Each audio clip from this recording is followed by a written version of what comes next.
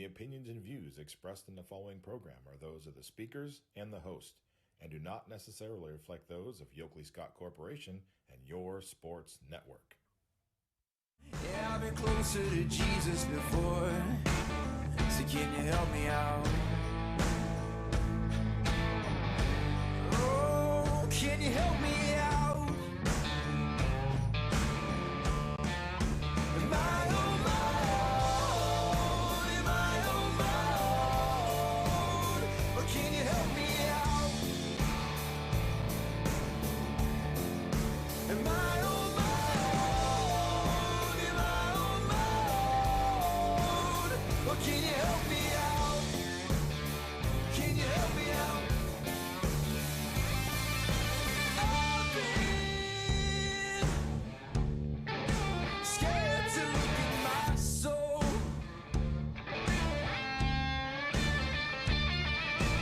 I've been afraid I would follow alone. Yeah, afraid of the things I've been told. Welcome into a Wednesday edition of Running Point on ysnlive.com. Ron Potesta with you. Mr. Anthony Hardwig on the other side. How are you, sir? Good, cold and wet, but good. Yeah. It's a far cry from yesterday. Yesterday was absolutely gorgeous. I mean, it was chilly, but it was, at first it was. I did a softball game at Poland, and it was like high 60s with a little bit of wind. Mm-hmm. We were in a press box, so all the wind got shut off. So it was a really nice day for softball yesterday. Today, a lot of games are getting canceled already. Yeah, I think we might see some more as the game goes by. I can confirm that the games at Scene Park tonight are canceled. I think a high majority of games for the next 2 days are going to get canceled. Yeah, I think with the snow coming in tomorrow. I think you might get some games in today in the fields that can take a little bit of rain because it's not supposed to rain the rest of the day.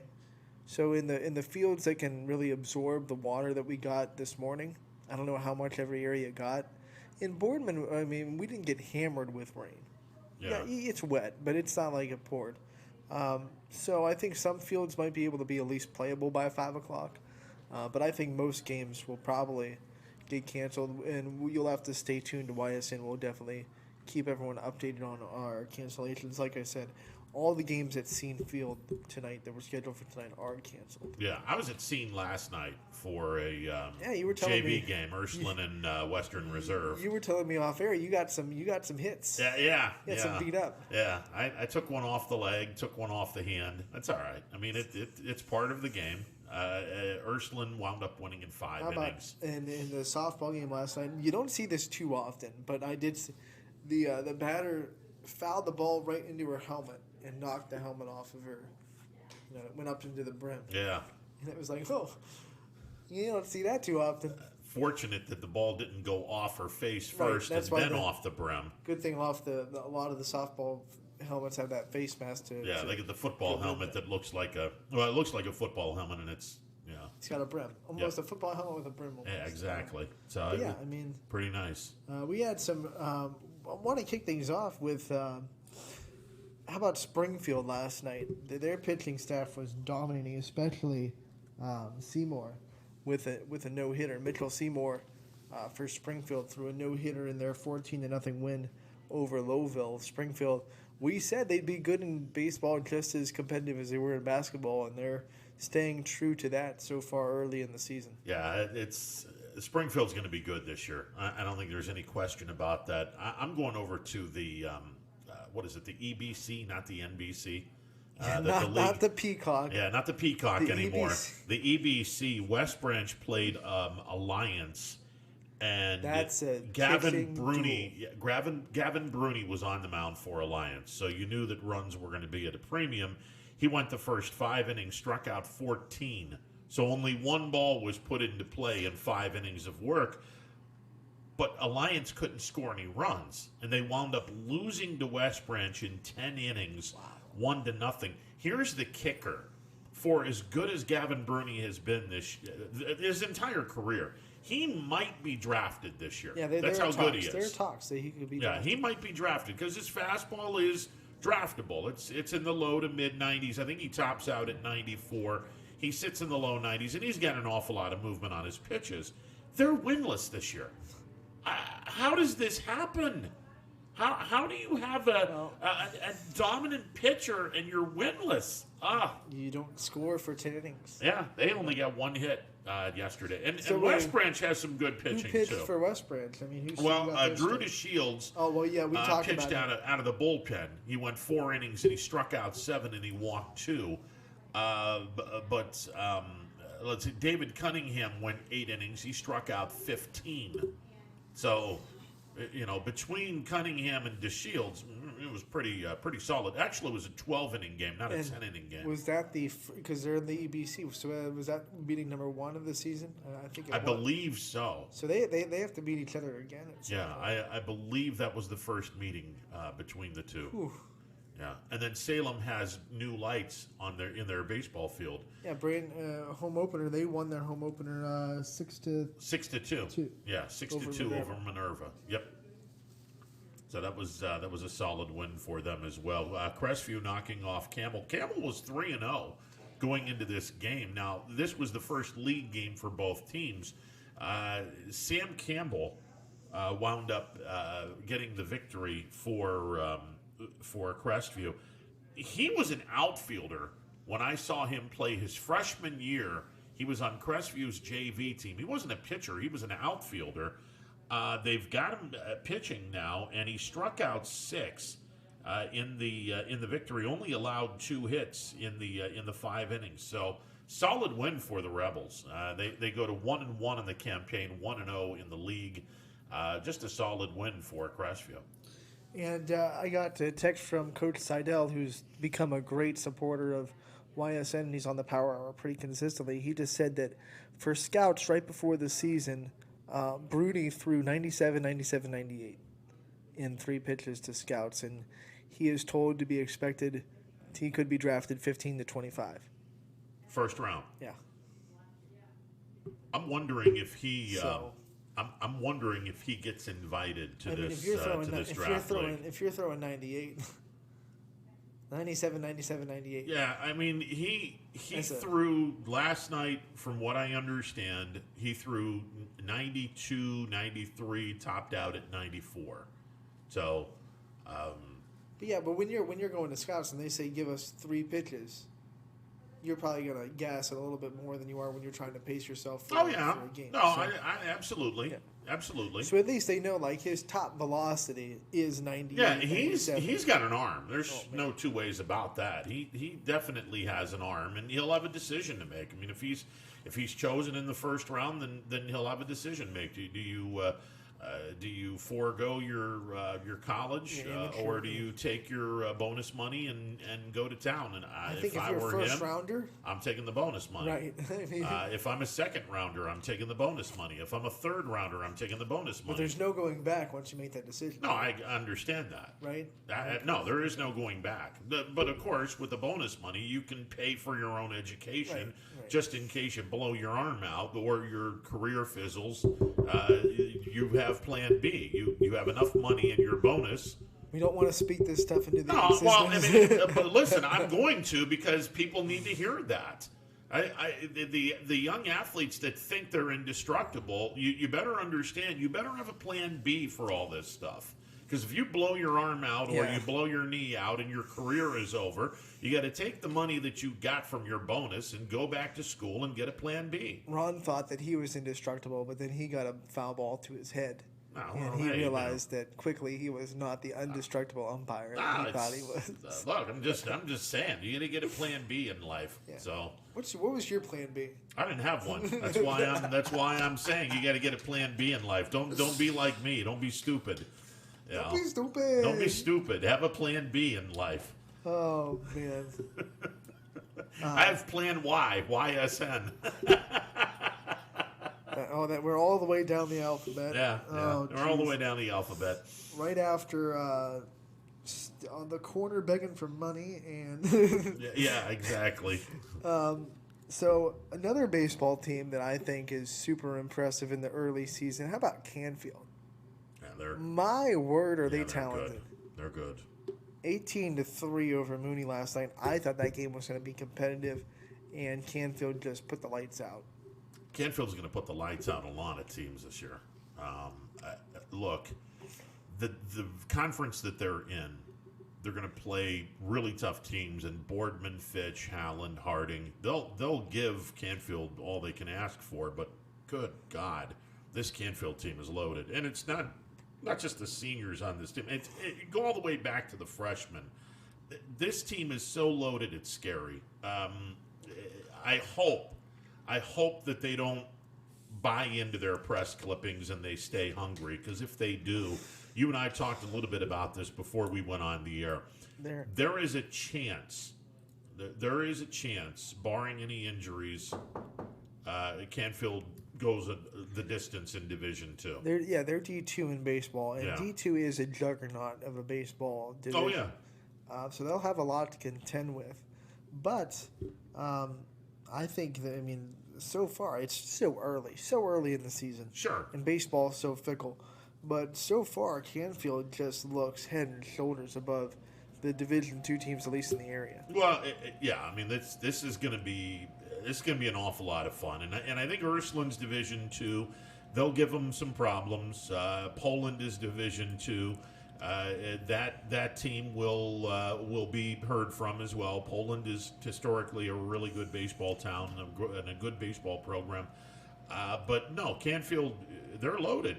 And we knew they were going to be loaded going into this season. We just didn't know because nobody played last year. Right. We didn't know how good this team was. Well, you got everyone's attention now. Well, luckily, we saw some of those kids in the Class B season at Absolutely. And I think we got to see, okay, this is where they stand right now, and it's standing pretty good. Yeah, and it's not just a one-year thing. This team, for the next 3 or 4 years, has a really, really good chance at doing some pretty amazing things. But again, you have to stay hungry and not assume anything, because bad things happen when you assume. Ron's advice to everyone is always stay hungry, my friends. That's and it. You know how, stay hungry. The most interesting man in the world is stay thirsty, my friends. Yeah.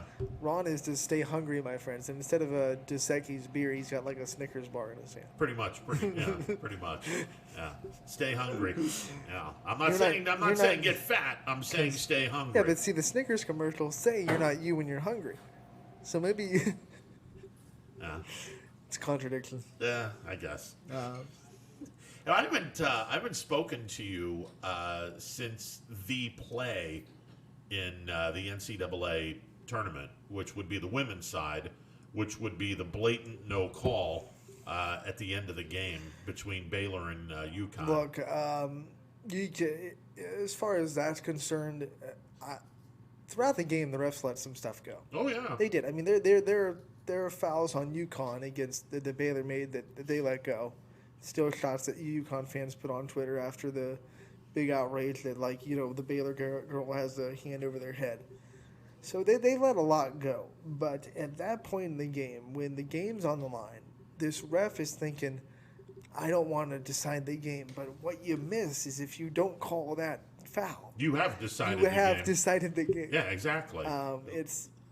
You can't swallow your whistle in that situation. I'm sorry, I don't buy into, and this goes all the way back into high school. Because it wasn't like a ticky-tack foul. It was like this girl got slapped in the head. Yeah, exactly. Look, I am of the belief, and it doesn't matter if you're playing youth ball, junior high, high school, and beyond.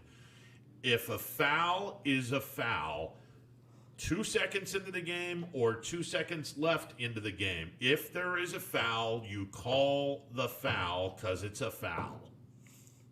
That's it. I think Ron had a bet before the game. How many times he could say foul in one sentence, and he just got through. It just drives me nuts when people say, well, you can't call that late in the game. Bullshit, you can't call that late in the game. It's a foul. Call it. Do your damn job. I'm just saying, if it's a foul, I don't care how much time is left. If it is a foul, you call it.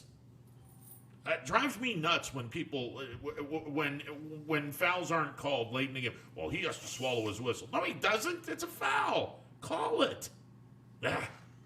It's like the same thing late in the game in baseball. Well, I'm not going to call that borderline pitch. If the pitch is a strike, call the pitch a strike. If not, then call it a ball. But don't give me this garbage. Well, I'm not going to ring this person up late in the game.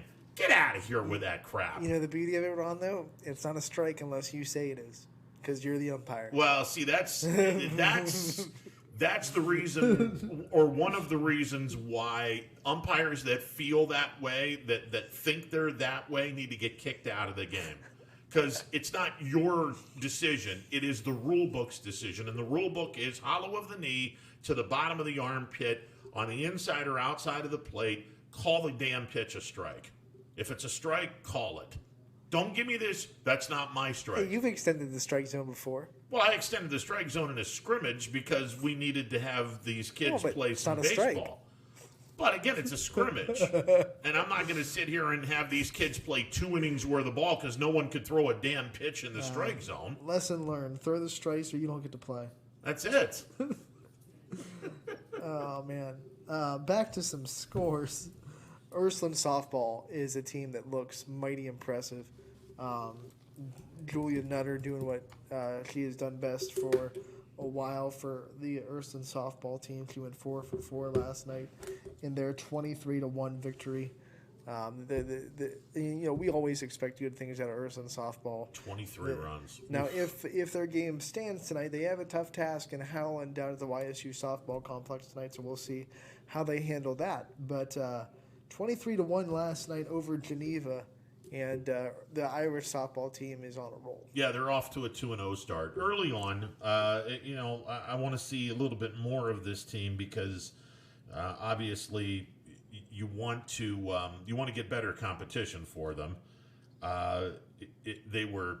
Geneva was clearly not ready for Ursuline's offense. I mean, it was 20-1 after. No, I take that back. It was 22-1 after 4 innings, 14-1 after 3 innings. That was just, it was a mismatch from the word go. And Emily Holland, their ace, got the win going 4 innings for them.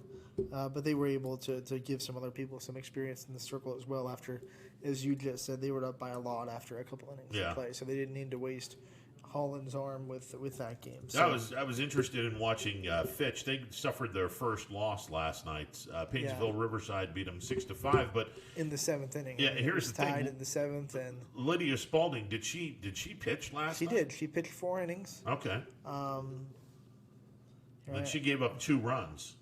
Go back to our we have all these recaps, by the way, are on ysnlive.com. So if you go through, there's a lot of them. So if you missed them on social media, you can go to ysnlive.com and get the recap. Spalding went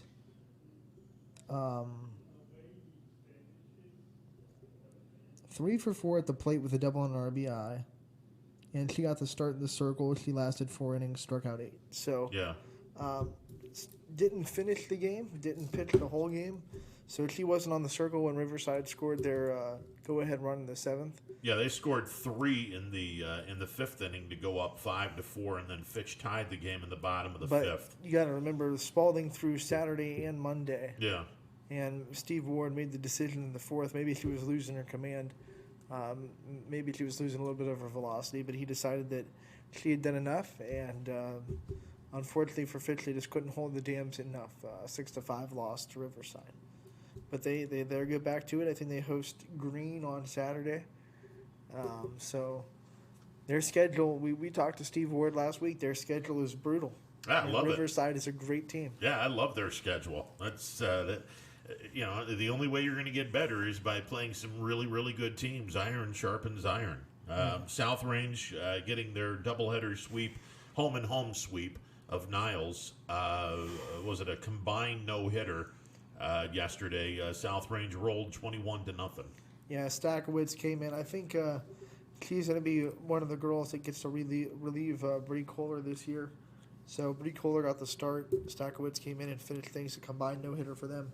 21-0 over Niles and 22-0 over Niles last night. So the Dragons just not ready for that level of competition that South Range brings. Yeah, Kohler slapped a home run last night.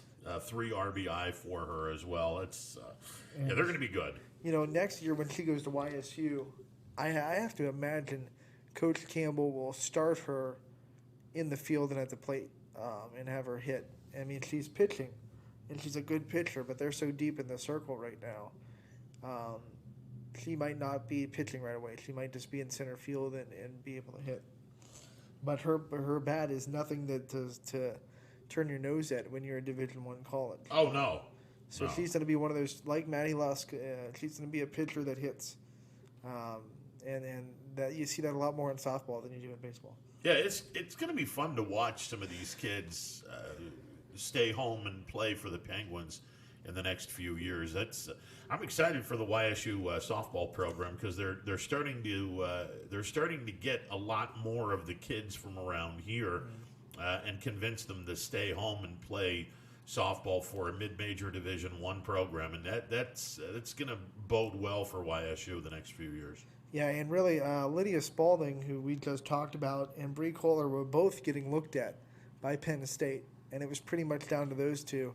And from what I hear, Lydia Spalding got picked for Penn State because they wanted a left-handed pitcher in their arsenal, and she was lefty.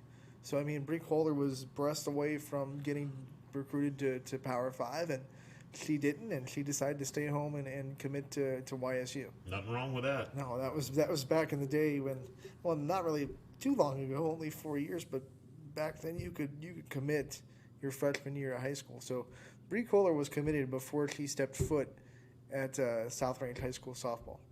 She was already committed to YSU. Yeah, I don't understand any of that. I mean, it's just, listen, just play your high school career and wait until your junior year before you start talking about commitments and all this other stuff. The coaches of the elites, they were handcuffed because they didn't like that they had to recruit this early, but they had to because if they didn't, they weren't going to get the players they needed. Yeah. Because other coaches were. So there were a lot of coaches that were kind of like, this isn't good for the players. We know this isn't good for the players, but if we don't recruit this early, we're going to miss out on these players. So they just had to do it. And finally, a couple years ago, they said, junior year, you can't commit until your junior year, and then obviously sign your senior year. So yeah. Good for softball. Yeah, the whole idea of getting kids to commit about ninth grade or junior high. That's just stop. There were kids committed in 8th grade. I mean, it was ridiculous. Yeah. Like, how is an 8th grader going to know what they want to do in their college future? I mean, exactly. And I know a commitment isn't writing your name on a paper and saying I have to go to this school, so you can always make the other decision. But with all this early recruitment that went on with softball, you know, if you waited until your junior year, you probably weren't going to a Power 5 school. That was just the reality of it. Unless you were really good and you took someone's spot or whatever, but the majority of kids in Power 5 a couple of years ago, they were committed freshman year of high school. But they did away with that, thankfully. So. Yeah, thank God. And they need to do away with it all around in every sport because it doesn't make any sense whatsoever. United Softball got the season sweep of East Palestine. Monday night it was competitive. 14-13 United won. They put their foot down on Tuesday night, won 13-1 over the Bulldogs at United to get the season sweep. So United off to a 3-0 start with wins over Sebring and 2 wins over East Palestine. We'll be talking to Sam Mathias tomorrow. He'll be one of the coaches calling in. United's got some lumber. They can swing the sticks. There's going to be a lot of offense this year down in Hanover. So. I can just imagine like their girls going to the plate with 2 bats and swinging, and then just throwing the one over their shoulder.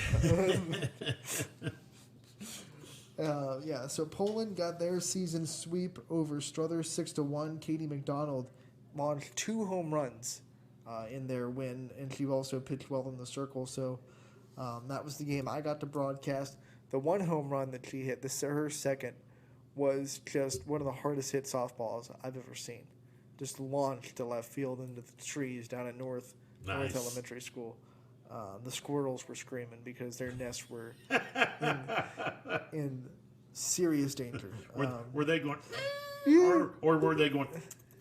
They were singing the Christmas time. That was Chipmunks, but you know what I mean. You know, always trying to make pop culture references. There you go. But yeah, Poland got the season sweep of Struthers. Baseball side, Hubbard evened up the series with Jefferson, bouncing back from a tough win on Monday where they got walked off by the Falcons They came back and won 13-5 over Jefferson to even up that series. And Baseball Lakeview also evened up the series with Girard. So NE8 looking like it's going to be a pretty competitive league in baseball, at least. The league is always going to be competitive. It's just a fun league. You got a lot of quality schools in that league, and it'll be fun to watch again this year for baseball. JFK came off the schneid. You saw them lose to Liberty a couple of days ago. That's nothing to hang your hat on. No, the way Liberty's pitching right now. No, 2-0, 14 innings. They haven't allowed a run yet. Good God. JFK beat Cheney yesterday, 13-1 in 5 innings. Cam Hollabaugh, 11 strikeouts, no walks, complete game, 3-hitter. Yeah. Stop if you've heard this before. He's good. At this point, when we say Cam Hollabaugh, we're not worthy.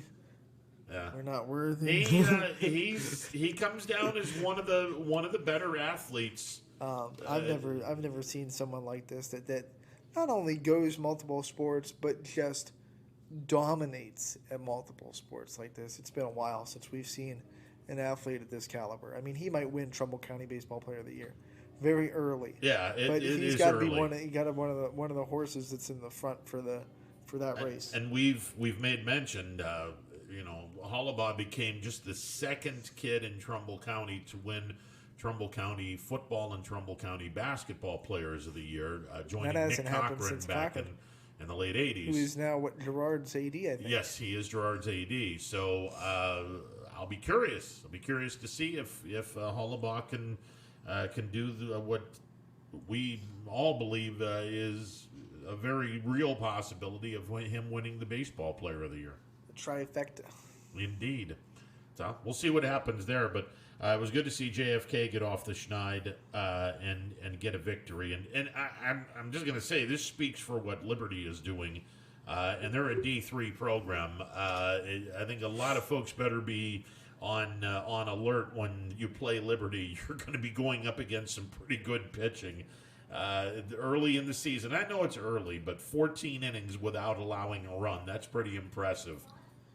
Yeah, you have 2 pitchers, you can make a deep run in the tournament. We've seen that before. But the other thing is, like, we talked about Alliance struggling to score. Liberty hasn't really got the bats going. Their pitchers have kind of saved them from offensive struggles. So that might be something to watch to see if Liberty can also get their offense in. Yeah, they've only scored 2 runs all year. I mean, they had a 1-0 victory over Harding and a 1-0 victory over JFK, so their offense has to get going here. Yeah, Austintown Fitch baseball. We talked about their softball team, but their baseball 10-9 win over Boardman on Tuesday.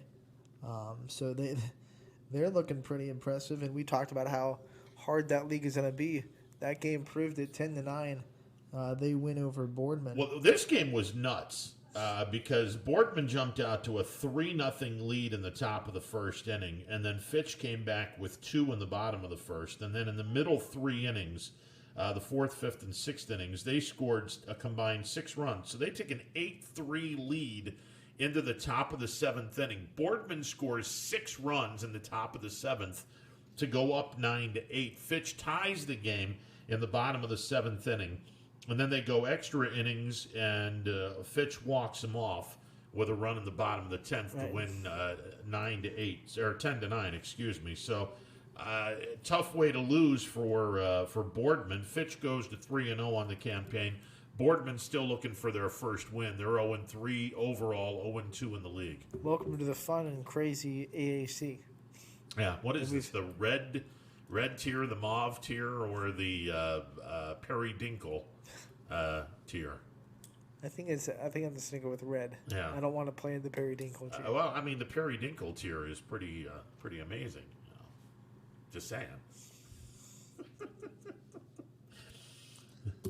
Yeah. So Fitch gets a victory, and they go to 3-0 on the campaign. And as we mentioned, you also have Canfield, Harding, and Howland in this division.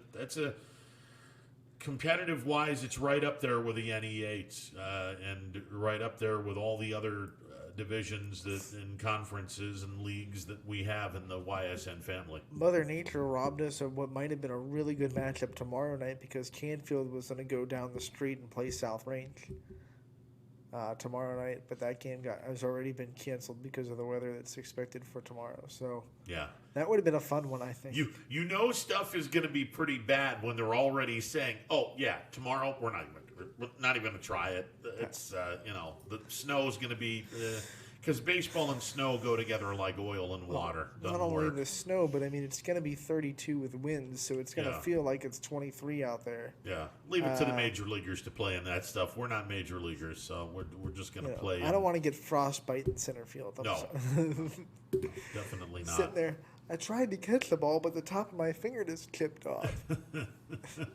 Hey, try catching a ball while you've got snow flurries, coming down on your face, and you're trying to find a ball amidst snow. That's it's here in Youngstown. We almost never have a cloudless day, so finding a fly ball in that kind of misty, cloudy day where it's not like heavy clouds, but it's just kind of the light clouds.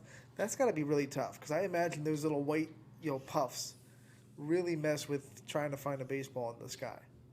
I don't know which is worse, that or the high ceiling where there's no clouds, but there's abundance of sunshine and well, as long as you're not looking at the sun, I gotta imagine the baseball sticks out with the blue sky, right?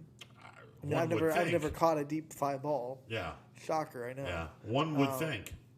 But I would be interested to see poll outfielders and say what's the hardest conditions to see a fly ball other than the obvious snow hitting your face. Yeah, wow, snow or rain hitting your face is pretty.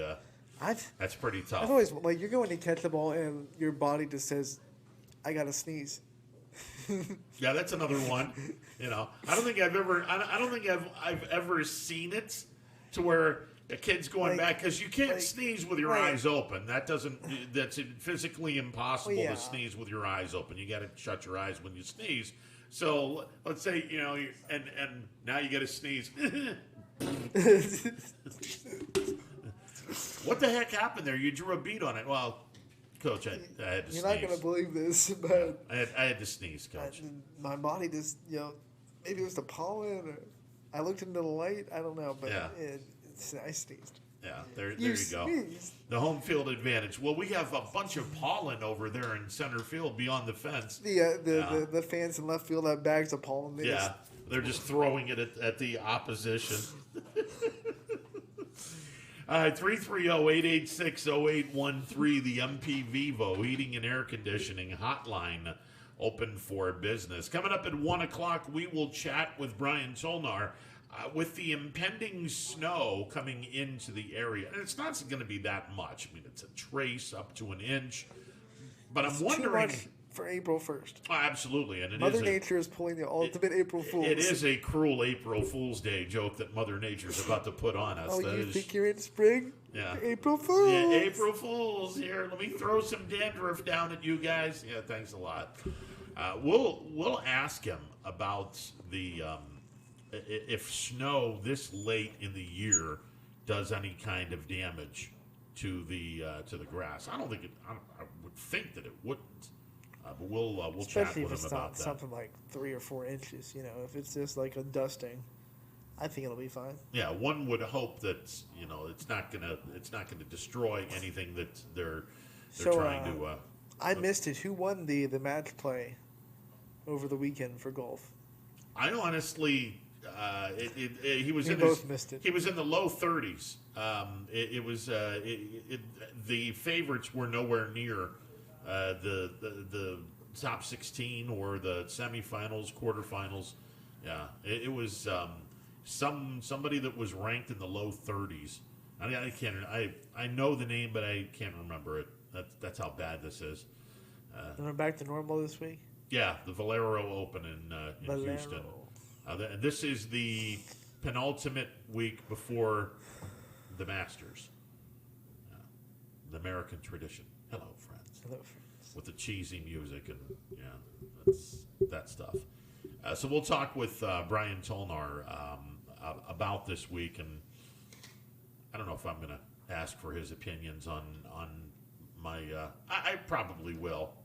I mean, I did score 80 points, not last week, because last week was match play. A couple of weeks ago, I scored 80 points, but it wasn't enough to give me any money. So that just is what it is. All right, 330-886-0813, the MP Vivo Heating and Air Conditioning hotline open for business. We got softball and baseball to talk about. This is the day before opening day. Major League Baseball gets going. Everyone's in action tomorrow, weather permitting. Everyone's in action. The Pirates are going to go to Chicago and freeze to take on the Cubs. Todd Frazier did not make the Pirates, but I guess he signed a minor league deal with the Pirates, which is going to be weird having a guy in their minor league system. That's kind of weird, but he didn't make the opening day roster, which kind of surprises me. The Indians go to Detroit, where they're going to be freezing as well, although Friday and Saturday is supposed to be beautiful in Detroit. Saturday and Sunday is supposed to be beautiful in Detroit. They'll be chilly tomorrow on opening day, so we'll see what happens. And we made mention of this yesterday. Changes in the schedule for the YSU baseball team. They were supposed to play a single game tomorrow. That got scratched. They're going to play a doubleheader beginning at 1 o'clock on Friday. The first game will be 7 innings. The second game will be 9 innings. And then on Saturday, a doubleheader, traditional 2 9-inning games, 12 o'clock start. Colin Floyd will pitch the 7-inning game, and then everyone falls into place for the rest of the series. UIC coming to town. Both the Penguins and UIC are 6-6 in the league, and top 4 teams in the league make it to the tournament. And there's 2 teams that really aren't all that good this year. They're off to some really bad starts, but if this trend continues, one of 4 teams that's bunched up. I think Milwaukee, UIC, YSU is the 3rd team that's in this. I'm not sure who the 4th team is. I got to look at the standings. I want to say Northern Kentucky. So Milwaukee 7-5, YSU, Northern Kentucky, and UIC are all 6-6. Purdue, Fort Wayne's 4-7, Oakland's 2-10. They have work to do, but hard to believe 3 of these 7 teams won't go to the playoffs or the tournament, because the tournament's only going to have 4 teams inviting. Penguins need these 4 games against UIC, who's on a 4-game winning streak. Yeah, when you get into this situation, the teams that are most important to beat is, as fun as that Wright State series was, you got to beat the teams that are right with you in the standings, so you could separate yourself a little bit. So a sweep would be great. 3 out of 1 would be ideal, and then you definitely don't want to lose this series. Yeah, UIC comes into Youngstown riding a 4-game winning streak. They swept Oakland up in Rochester, north of Detroit, last weekend. So UIC playing some good ball. Much like YSU, they went to, or they hosted Wright State, I beg your pardon, a couple of weeks ago. They hosted Wright State and got absolutely destroyed. A couple of weeks ago, they went to Wright State and got destroyed. No, they played these games in Chicago. Yeah. Oh, I thought you were talking about YSU. No. UIC, a couple of weeks ago, they hosted Wright State and got destroyed in a 4-game series. So we'll see. We'll see what UIC brings to the table when they play Youngstown State on Friday. In fairness, that also happened to YSU when they went to Wright State. So, measuring stick there, maybe not great. And then sweeping Oakland, that's not really much of a... Yeah, Oakland's not playing very well this year. Oakland is what we call dumpster fire. Yeah, they're 2-10 in the league, 8-15 overall. Purdue Fort Wayne is 4-8 in the league, 7-12 overall. UIC is 6-6 in the league, 7-11 overall. Northern Kentucky 6-6 in the league, 8-11 overall. YSU is 6-6 in the league, 11-12 overall. Milwaukee 7-5 in the league, 7-12 overall. Everyone's below 500 overall except for Wright State. Wright State is 13-3 in the league, 13-8 overall. Finest, you can fix that this weekend. Absolutely. Above 500. Get 3 out of 4, and they go to 14-13. Sweep the series, they're 15-12, and we're looking for a sweep or 3 out of 4. Right now, the Penguins are 3 back in the loss column. Wright State is off this weekend, so if the Penguins were to sweep UIC, then they are 3 games out going into the next cycle of games next week. So that would be the goal for YSU, to stay 3 games, no more than 4 games behind Wright State in the loss column. That would be their goal. And then hope to God that someone can knock off Wright State the rest of the year. Yeah, exactly. You would hope for that. Absolutely. By the way, next weekend, not that we want to look forward, but next weekend, YSU's playing Milwaukee, who is the team that is currently in front of them.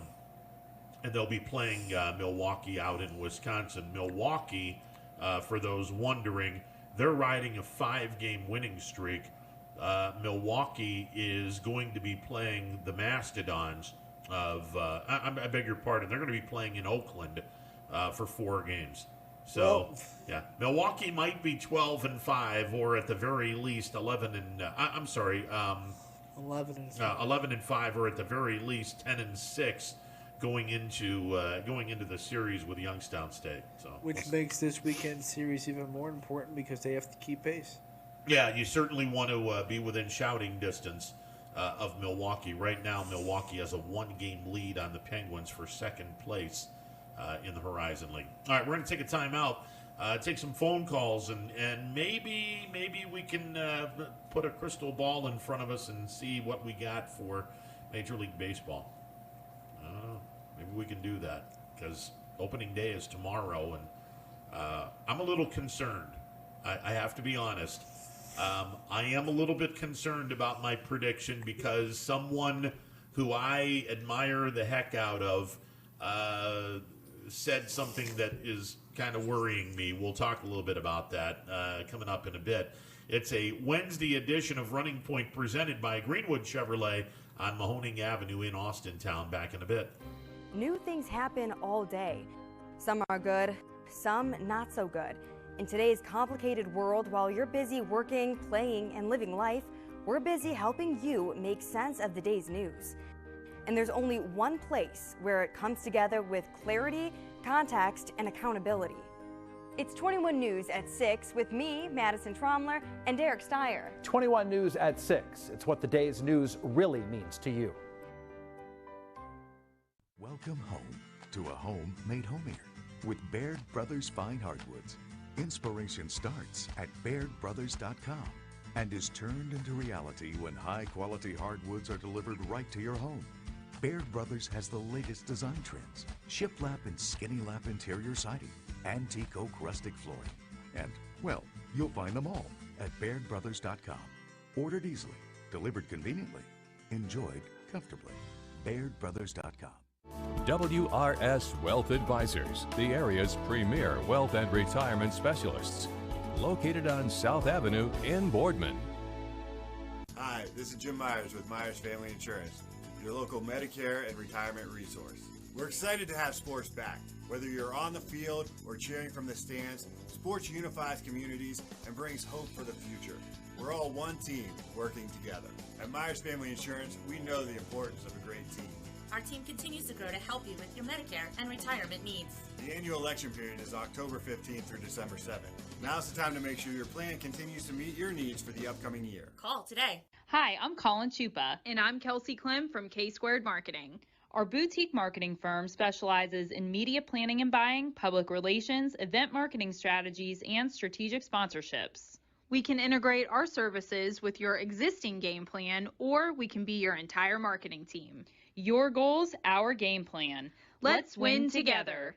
Call K-Squared Marketing at 330-623-2730 or visit ksquared.marketing to learn more.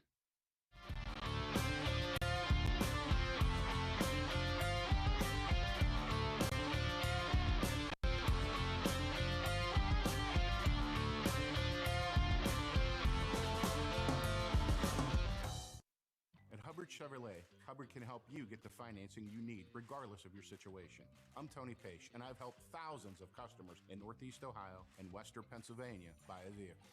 Bad credit, no problem.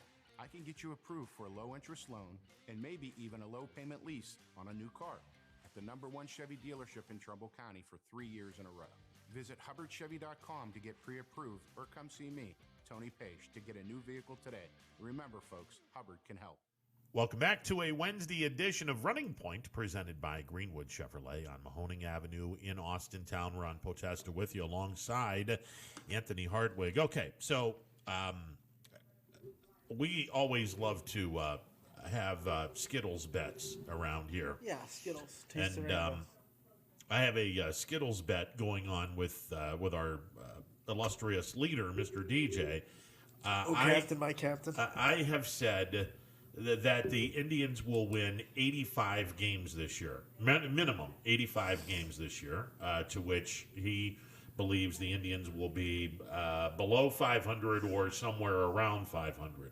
Okay, so we have a Skittles bet going on with that. So I'm feeling pretty good about this until Terry Pluto decided to make his prediction known in the PD today.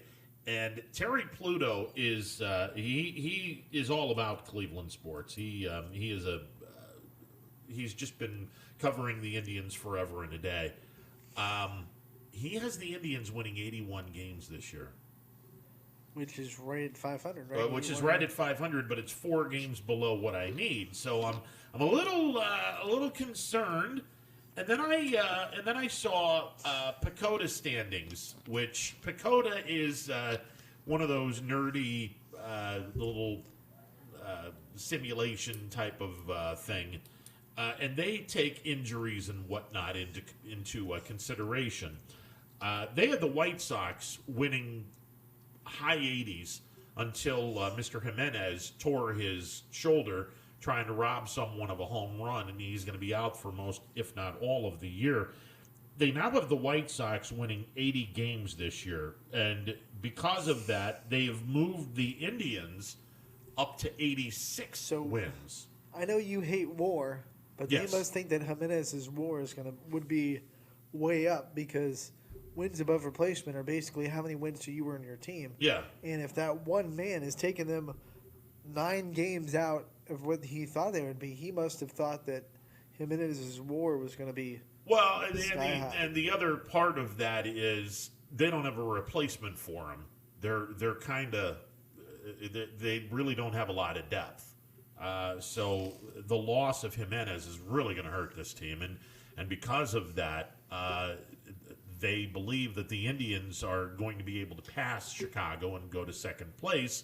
And finish with 86 wins, but Minnesota gets 92 wins, and they win the Central Division. Well, look, I still believe that the Indians win at least 85 games. I would also remind everyone that the opening day roster is not going to be the same roster all year long.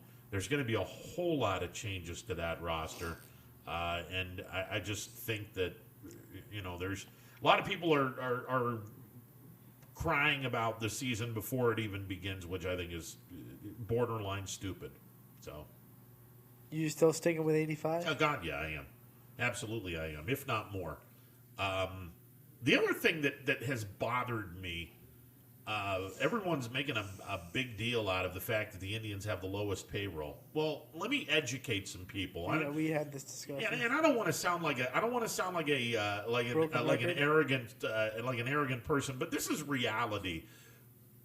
All but about 5 or 6 guys on this roster have 3 years experience or less, meaning that their salary is dictated to them by the organization. And all organizations do this.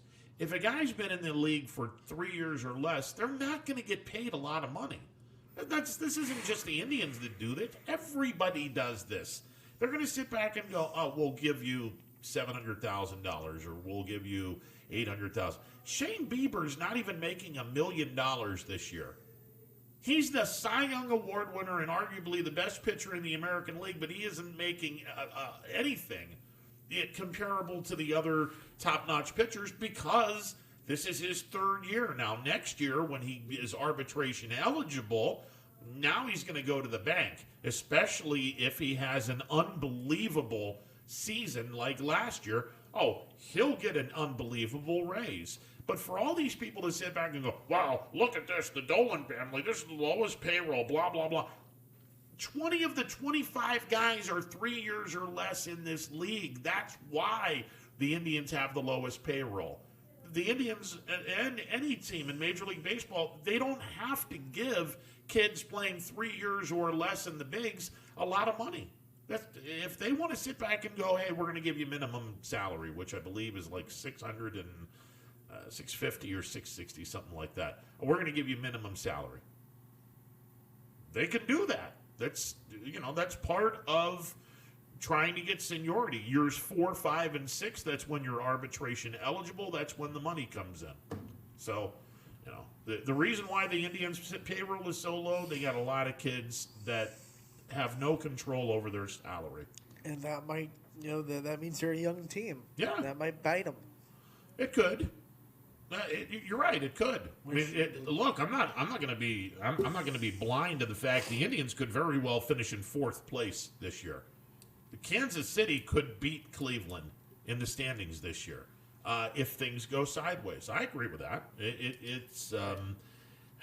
If a lot of people have overestimated the talent behind Bieber in that starting rotation, ooh, boy, is this going to be a long year in Cleveland. Yeah, I don't take much stock in spring training, but the Royals did win the Cactus League.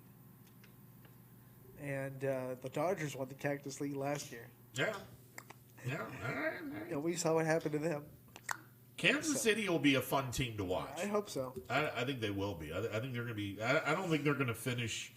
I don't think they're going to finish above 3rd place. Maybe they'll have a magical run. Get into the playoffs as a wild card team or something. I mean, it would be a lot of fun to see that.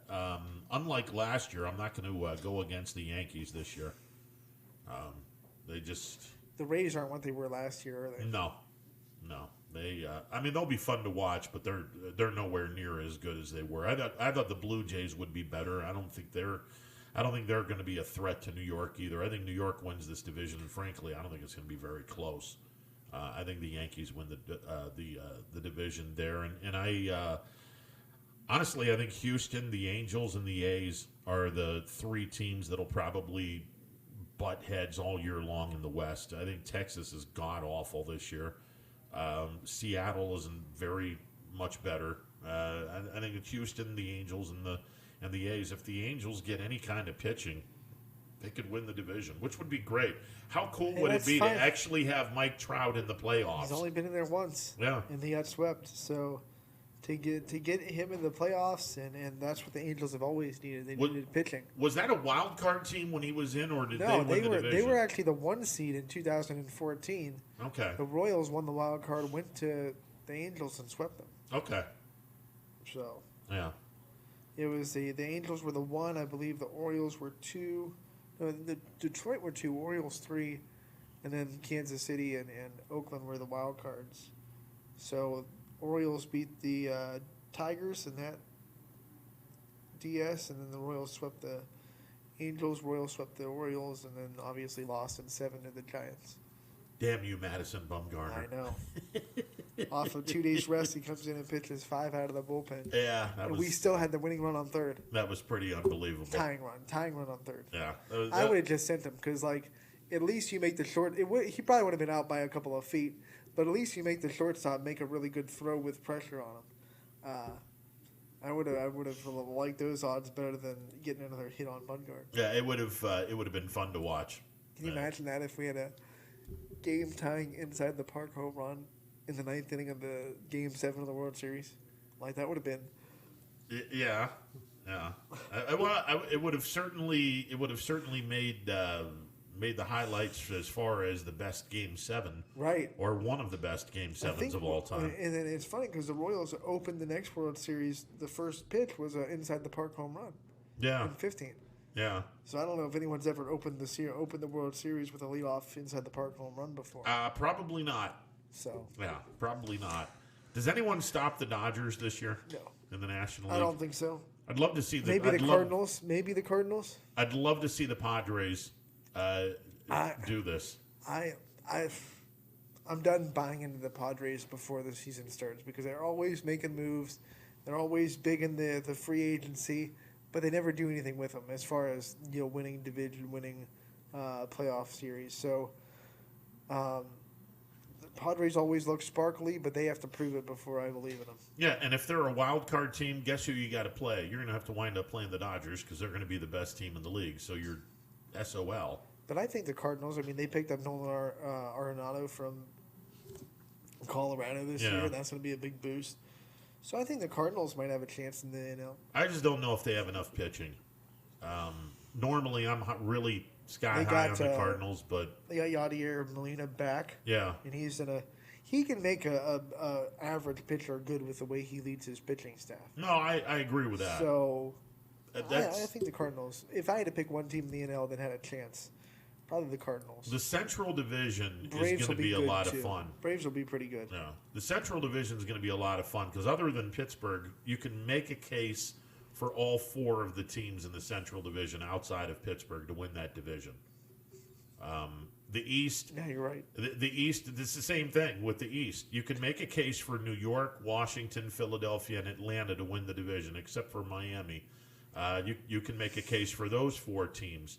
The East and the Central are going to be just so much fun to watch. And obviously the West is the Dodgers, the Padres. They're both going to go to the playoffs. I would literally stop watching baseball at this point in time if neither one of them went to the playoffs because it would be the equivalent of hell freezing over. But it would be a fun story. Well, it would be utter chaos. No, it would be absolute chaos. There's no two ways about that. I'm looking forward to the Wild, the East and the Central and the National League. I think it's cut and dried in the American League. You get the Yankees in the East, the Twins in the Central, Houston, L.A., Oakland fighting it out in the West. Two of those teams go into the playoffs, maybe three. Maybe all three of them go into the playoffs because I'm not really high on Tampa or Toronto this year. And like I said, Cleveland, I still think 85 is a distinct possibility. But 85 won't get you into a wild card. I don't think it will. And honestly, if I'm being really honest, 70 is not out of the realm of possibility for Cleveland either.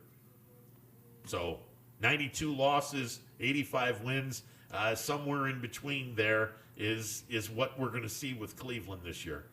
Just something no lower than 70 wins, no higher than 90 wins.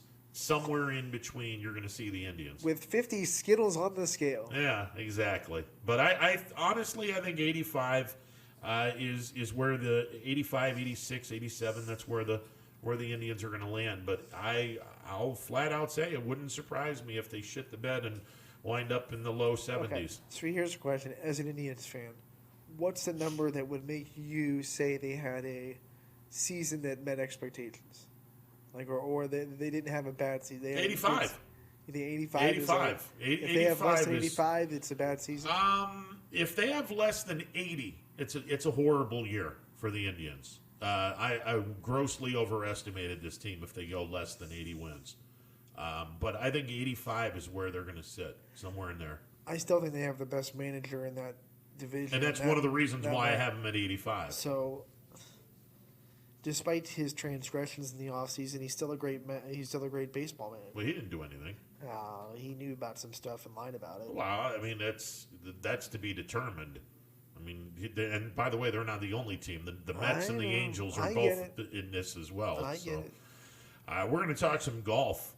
Brian Tolnar is coming up next. We got the penultimate week prior to the Masters. Penultimate week. Yeah, the penultimate week before the Masters.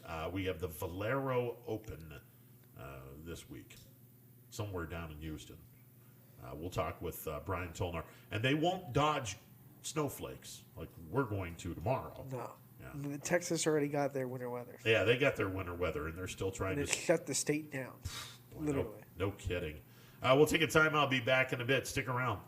Baird Brothers remains your source for fine hardwood products. For the time being, we're open for customer pickup only on weekdays, 9 a.m. to 4 p.m., and Saturday from 9 a.m. till noon. Place your order online at BairdBrothers.com. Baird Brothers, for the place you love. Quality, customer service, and integrity. Those are the 4 words that have driven our success since 1957 at Joe Dickey Electric. Joe Dickey Electric is one Mahoning Valley landmark business that stays current with the requirements of our customers. Family owned and managed, we are an electrical contractor and energy solutions provider. Every member of our team adds to his or her skill set through ongoing training. Residential, commercial, industrial, automotive, and more. We keep ahead of the needs of our customers with a fleet of more than 50 vehicles and 24/7 emergency service, so you're never left in the dark. The 4M Company, being an architect and construction manager for over 40 years, has had the opportunity to use many different electrical businesses for our projects. The depth, quality, and knowledge and attention to detail displayed by Dickey Electric makes them stand out above all the rest. For state-of-the-art expertise and a timeless commitment to our customers, contact Joe Dickey Electric. We are everything electrical. The 2021 Auto Show must go on. Exclusively at Greenwood Chevrolet. Save more during the Extra Mile Auto Show with employee pricing for everyone on some of our most popular models. Plus, get an additional $1,000 on the value of your trade. Schedule a test drive today to experience the 2021 lineup for yourself. Visit GreenwoodAutoShow.com to see how Greenwood Chevrolet can go the extra mile for you.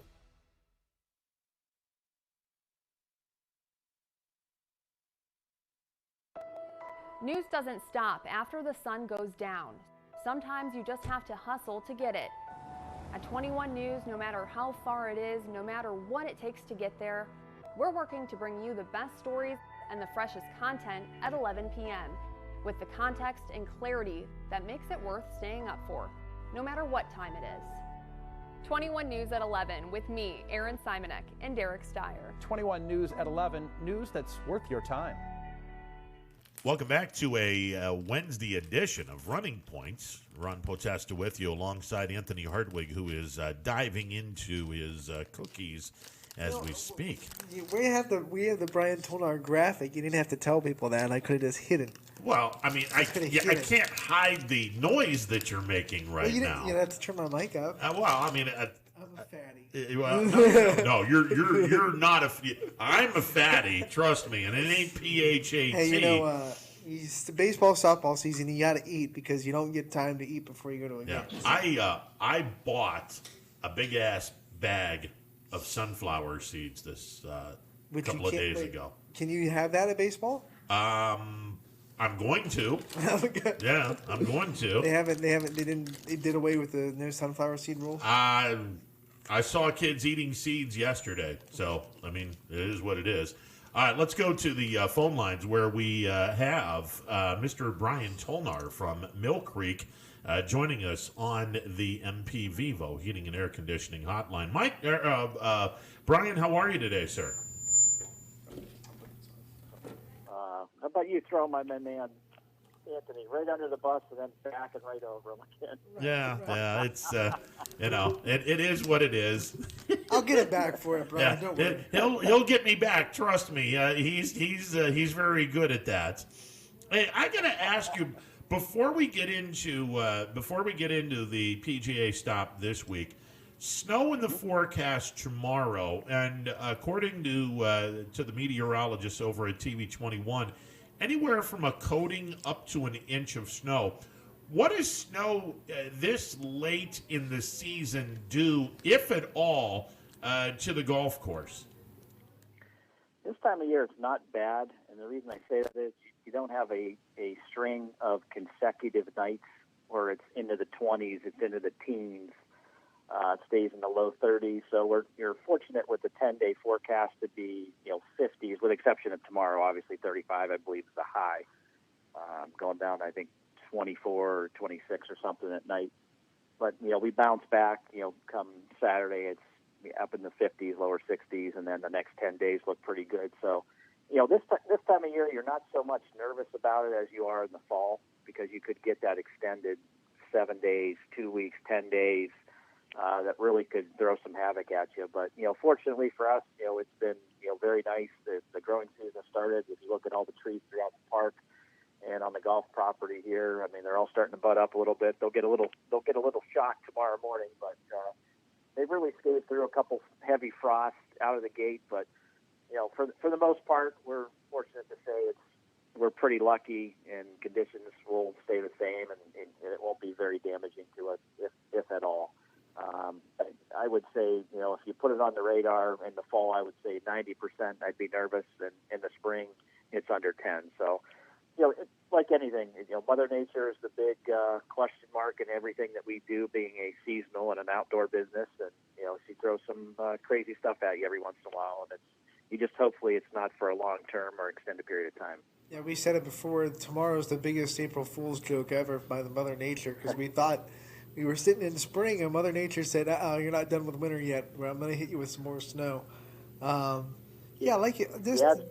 Just to elaborate, like you're okay with 1 day. It's just those extended, if we have 3, 4, 5 days of that cold weather and snow, that's what makes it kind of dangerous and nervous for you, right? Yeah, that's where it gets ticklish for the superintendent. Now, we've certainly had our fair share of 70 degrees yesterday, 30 degrees today, and I think a week or so ago we saw the same thing. I mean, those aren't too much to worry about, but it's when you get that long, week of 20 and 30 degrees at night, that's when you're susceptible to some winter diseases. And, most of it, you've got the grass kick-started and growing anyway, so it's going to grow out of it, so it's not too bad. It's when it's not growing, it's sitting there dormant, and you've got that stuff, on your greens. Snow's okay. Ice is, really where the problems lie. If you get a coating of ice, the snow comes on top of it, you're going to have some major issues going from winter to spring. The snow for us is an insulation. It protects the greens. It's there to, eliminate the ice and stuff that you would get. So, snow's not as bad as you think it is. It's the ice and the sub-zero cold that really, does some damage to your ground and the root structure of any type of grass, turf grass, when you're in turf grass management, that gives you some fits. Brian Tolnar from Mill Creek joining us on the MP Vivo Heating and Air Conditioning Hotline. Okay, so Brian, up until today and tomorrow, you guys have had the North Coast, good Lord, the North Course open for a couple of weeks. You guys have been banging. You've been really, really busy these last couple of weeks. We have. We kind of picked up where we left off all of last year and in the fall when we reopened. It's sort of that, the COVID carryover is kind of what we can call it, I guess. Retention was big, and it's something that we've talked about, up until this point. We're really trying to retain everybody that we brought back to the game last year, and so far we've been able to do that.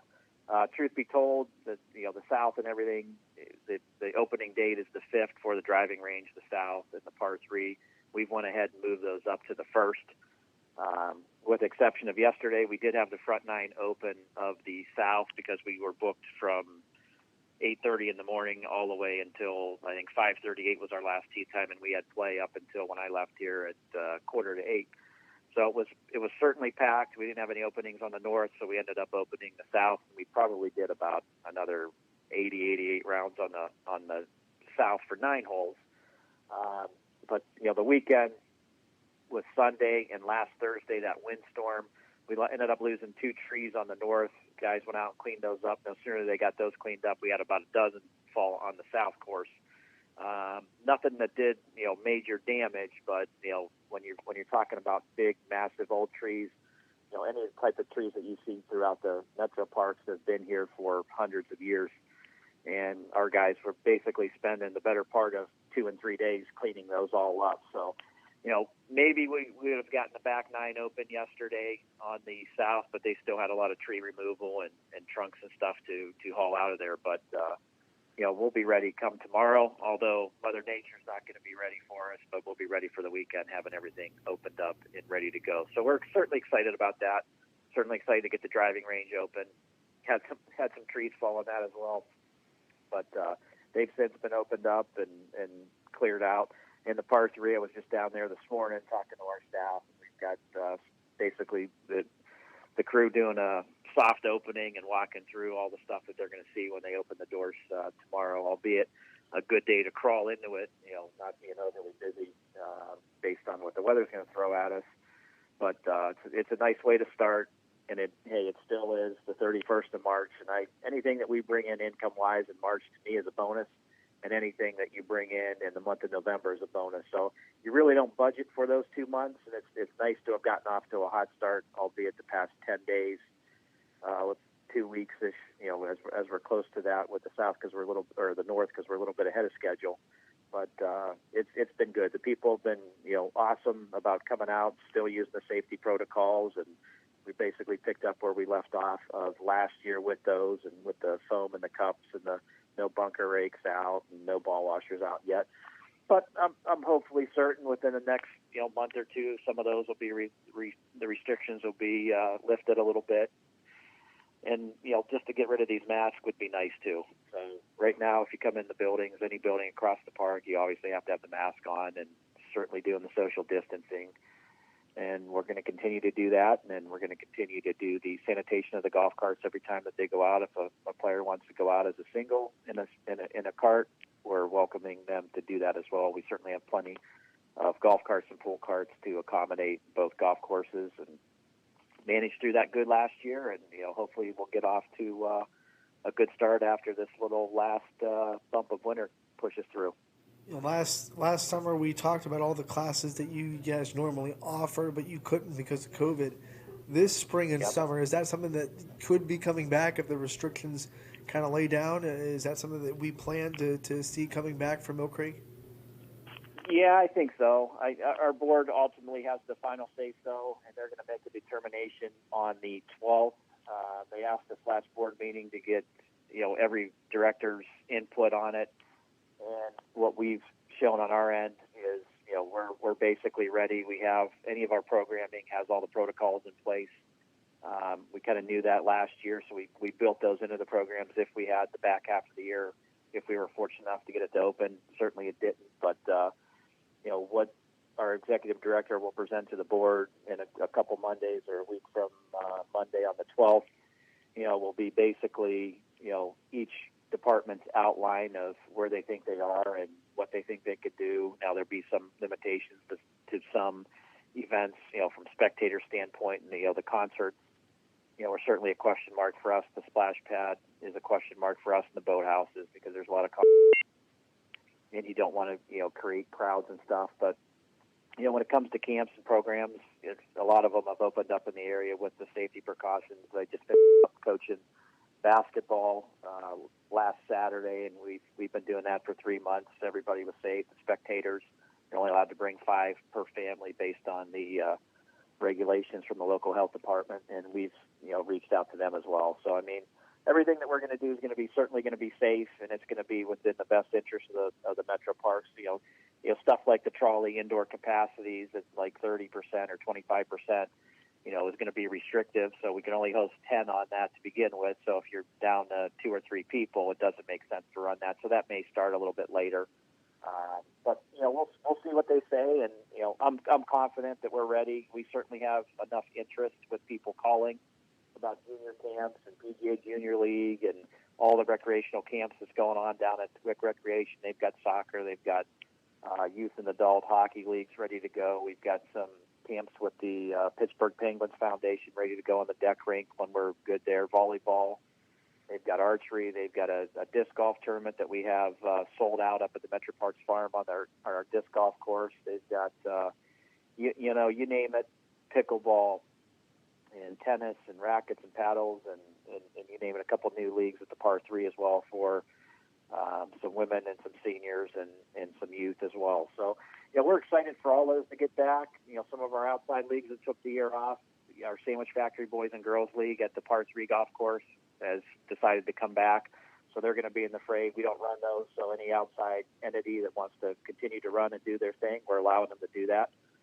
But just the internal stuff, we're just not there yet until they, vote it in on Monday if that's what they choose to do. So, it depends on what they feel comfortable with doing, and then we'll be, like I told our executive director, we'll be ready whether it's the 13th we get the green light, or it's May 1st or June 1st or whatever the date, the decision timing for startup is. We're certainly ready. We prepared very hard in the off season as a department, so we're ready to go when ready and when given the green light. So we're excited. There's certainly plenty to choose from across the board with rec and golf, and obviously the other departments with education and so on down the line. I know they're certainly excited to get back and see people again. Before we get into the Valero Texas Open, I got to ask a question. And you made mention early on in the interview that there were some trees that fell on the north and the south course, and obviously the hiking trail, which is near the course, plenty of trees. And when those trees falls, obviously the Metro Parks ground crew has to take care of it. What do you guys do with all that wood? Because I got to imagine you could sell all that wood and basically make a killing for anyone that wants to purchase firewood for the winter. They do sell the trunks. A lot of them, if they're fallen, a lot of them are rotted out, so there's not much there. They do, however, get some trees that get hit by lightning or whatnot. And we have a logging field. It's actually down the street from the golf course, and it's the logging field for the entire park that fills up, and they do get some money for those. I'm not sure where the money goes or how that works, but I know it's pretty full right now because of last year with COVID. The company that we go through to remove those and do whatever, is still shut down due to COVID. So, we obviously with the 16 trees or 15 trees that we lost over this past, 5 or 6 days, we had some issues with getting them in there because it's, the lot's filled. And normally, like once a quarter, we have those, taken away, and we've got a big field that we like to use. But, with the COVID, that company's still closed down. Hopefully they'll start up here within the next month, and then we'll be able to take some of those out. But, it's for the golf course, we take care and maintain, this property. We obviously cut the East Golf Trail. When it comes to trees over there, that's our operations department for the entire park that takes care of those. Anything that you see on the road, our operations department takes care of all of those. Literally, as soon as they fall, we normally get a call either from our police or from anybody that's, walking out in the park. They'll report it, and our guys are pretty much right on it. They're very good about cleaning up and clearing those out. And, like I said, the ones that we had fall at the golf course the past few days really took the lion's share of our staff to be able to remove 200-foot tree times 15 in about a 3-day period. So, those guys, when they were done at the end of the day, you sort of felt bad for them because all they did was cut up trees and move stuff and fix damaged turf and the whole 9 yards. So, but our operations department's phenomenal with that as well. They've got way more property than we have. We have probably about 1,500 acres here with the trail and the properties that our golf crew takes care of. But the rest of it, there's another 4,000 acres that they maintain in streets and roads and the whole 9 yards. So it's a big task. There's no doubt about it. We have our own, tree equipment to be able to do that, but they are absolutely Johnny on the spot when something comes down, and they do a phenomenal job. All right, let's talk about the penultimate week to the Masters. That would be the Valero Texas Open down in San Antonio, Texas, at the TPC San Antonio, the Oaks course. Talk a little bit about this magnificent golf course down in San Antonio. I'll tell you what, it's a great facility. I know a lot of the players love going there. Historically, this event's been with the PGA Tour for 99 years now. It's been at a myriad of places. It's just probably one of the players' favorite spots to go because they bring their family. They've got a 1,200 room Marriott right on site. A hospitality, a water park, the whole 9 yards. So the families love going there because you can spend your time. It's a little bit more laid back, relaxed atmosphere than other PGA Tour events because of the family atmosphere. So the players, certainly love going there. It's a Pete Dye design. Obviously started in 1922, was redesigned by Pete Dye. You're going to play the Oaks course. It's a 36-hole property. It's a par 72 traditional Pete Dye courses, they're very lengthy. This one is not short of that. It's 7,435 yards. Purse this week is $7.7 million. A lot of history there with the Texas Open. I mean, if you look at the names who have won it, you know, Sam Snead, Ben Hogan, Palmer, Phil Mickelson's won it, Tiger Woods has won it. You have some huge names that have won this tournament. And, you know, being that it's bounced around in the fall when they have the Presidents and Ryder Cup, they've moved it to the fall. The last couple years, they played it a week prior to Augusta. And another reason why the guys like the golf course is they do the cutting patterns exactly like what the players are going to see at Augusta. So when they cut the grass, they always cut it from the green towards the tee. So the green of the grass is always pointing in at you. So it's the toughest shot to hit. Normally it's a pass up, a pass back, and it's like every other. Well, at Augusta, they want you to be a very defined iron player and be very precise with your contact with the ball. So if you hit just a little bit behind it, you're going to hit a poor iron shot. So, you know, Augusta always put a premium on good iron play. So a lot of that was their cutting patterns. You had to be a good iron player. And if you look at the history of Augusta, the number of players that won there are all great iron players. Not necessarily the best drivers of the golf ball, but they were really good from fairway or rough, which they have very little of at Augusta, hitting into the green. So the things and the characteristics that you see at Augusta next week for the first major of the year are going to be characteristics that you're going to see at the TPC of San Antonio with their cutting habits, the chipping areas, the roll-offs, the greens. You know, we've had probably about 3 or 4 Pete Dye courses that we've talked about over the past probably 5 to 6 weeks. So he's had a ton of his designs in the mix. So when it comes to Pete Dye courses, you have to be very precise with your irons. You know, typical of what the players will see next week at the first major. The cutting patterns are going to dictate it's going to be even harder, so you got to be even more precise. The chipping areas, the scoring shots are going to be the same. Pete Dye greens are basically 4 greens in one, what I call different quadrants you got to hit to, very similar to what you're going to see on the greens that Alistair McKenzie and Bobby Jones designed at Augusta. So a lot of players will like to play this because you're going to have the same conditions that you're going to see, you know, next week. Weather conditions, obviously, it tends to be a little bit more windy.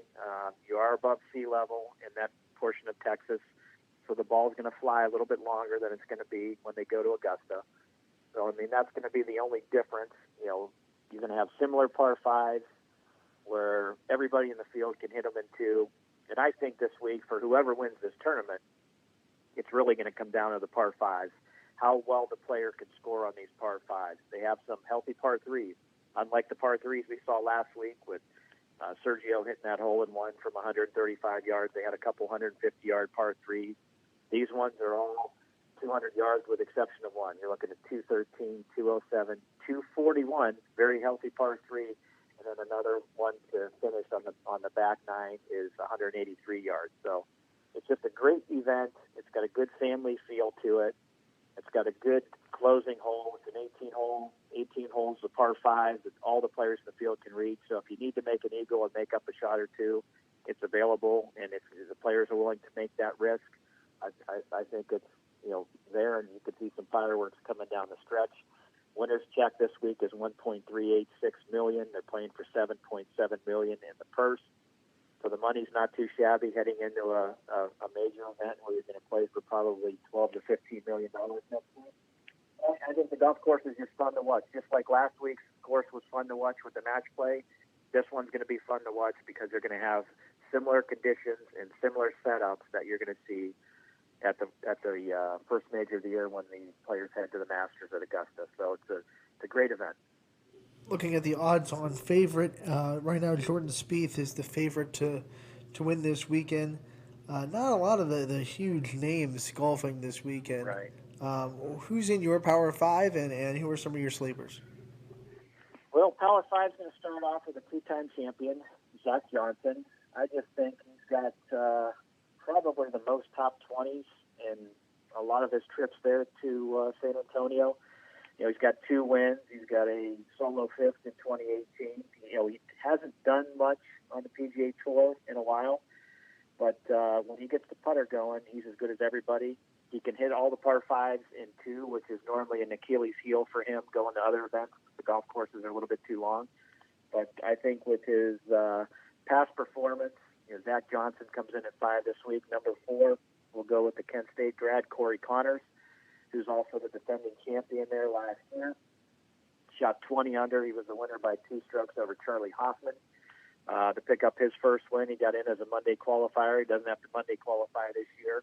So we'll see if he can go back-to-back and defend his title there. But I think, his play in the match play last week and his play in the subsequent weeks leading up to the Valero Texas Open, I think he's playing pretty good, and I think he'll be primed and ready to go to the Masters as well. Number 3, we're going to go with our hometown favorite, Ryan Plumber. He's had a great past couple of years there. Hasn't really pulled off the win, but he's got a couple top 5 finishes there, and it's a home game, and he's got a lot of family that'll be on the grounds this week. So I have him at our 3rd spot. Number 2 is who a lot of folks have picked to win, and you mentioned Jordan Spieth. I have him coming in that 2nd spot. I think he's gearing up and he's peaking at the right time heading into Augusta next week, and it's a place that I think he'll do well. He continues to putt like he's putting. He takes that image of him hitting the ball in the water on 13 and making that big number to lose the Masters a couple of years ago, which is really, I think has shaken him. He was at the peak of his game until he rinsed a couple balls on that par 5. And I think he just hasn't come over that hurdle, but I think he's ready. And I think he's got that behind him, and I expect, good things for him, not only this week, but heading into the Masters. And at my number 1 position, the guy that we talked a lot about last week is good match play player, Matt Kutcher. I think he rides the momentum of last week. He always plays well in Texas as well. His ball flight, if it gets windy, is nice and low. He hits a lot of runners. He chips and putts it well. He's got a lot of creativity around the greens, which I think is why he plays great at Augusta, and I think he's going to play well this week. And I think, if you look at his body of work, I think he's about 8 for 8 in top 15 finishes over the past couple weeks. Quietly under the radar, but starting to peak at the right time. He's a Georgia guy, and I expect big things in Georgia with him as well. I very much approve of that pick, the Georgia Tech grad. Yep. I would be very happy if he won. My pick, and I wrote it down on this notepad below all these baseball, softball scores, Abraham Answer. He's 22-1 odds. What do you think about him and his chances to win this week? Well, I think, obviously, he's got a number of top 10s in some big-time fields. He's got a couple starts that he played well down in Texas. I think he's a formidable candidate. Hits a lot of fairways, hits a lot of greens, gives himself plenty of birdie opportunities. I think he's probably one of the most underrated ball strikers on the PGA Tour. I think he hits the ball better than people give him credit. He doesn't have the boatload of wins that you would think he would have, but I think internationally and the events that he plays here in the U.S., I think he plays considerably well. He just hasn't broke through and won, but I think he could win a number of times. I think, if you look at a guy like that, I think he probably should have 6 or 8 wins on the PGA Tour and has a little bit less than that. So, I think he's underperformed, but he certainly has the game to pull it off. I'm really just blown away by the fact that Anthony stole my guy, because I have Abraham Answer winning this tournament. I told you I would get you back. Yeah, you did. You just got me back. When I heard the name, I was like, holy crap, where did he pull this out of? But no, I have Abraham Answer winning this tournament. This kid is from Mexico, and he's long overdue to have a breakout moment. And I think this is his breakout moment, the week before the Masters, and he gets to go to the Masters. Tell you what makes it more impressive is I wrote down Hideki Matsuyama, scratched him out, and wrote Abraham Answer. So, no, I think he's a solid candidate. I think a couple other sleepers that you could see this week, Brendan Steele. He's got a good past history of playing well down there. He's the 2011 champion, albeit at a different facility, since they position themselves well at San Antonio, but I think he just plays good there. I think Siwoo Kim is another player that I think could be in the mix. He always sneaks around, and I think he's, coming off a couple top 10 finishes, heading in. I think he finished 8th or 9th at the TPC at Sawgrass at the Players Championship a couple weeks ago. Quietly works his way up on stage. Will he win a major? Probably not, but I think he can contend in some of these events, heading in and heading after the Masters. And then, Tony Finau is another one of those guys, and Charlie Hoffman are probably teeter-totter. Last year, he won there in 16, so I think he's got a lot of good street credit when it comes to playing at TPC San Antonio, and just a fun guy to watch when he gets hot. Charlie with the Waste Management green on is certainly one of those guys that you love to hear his interviews when he's done, and when he gets the putter rolling, he can certainly get it done, like he did a couple years ago when he won 2 or 3 times in one season. So, there's a lot of guys that can get it done. It's not a big, powerful name field this week, as some players like to take the week off before heading into a major, while others like to play the week prior, getting themselves groomed and positioned and getting the reps in and tournament competition heading in.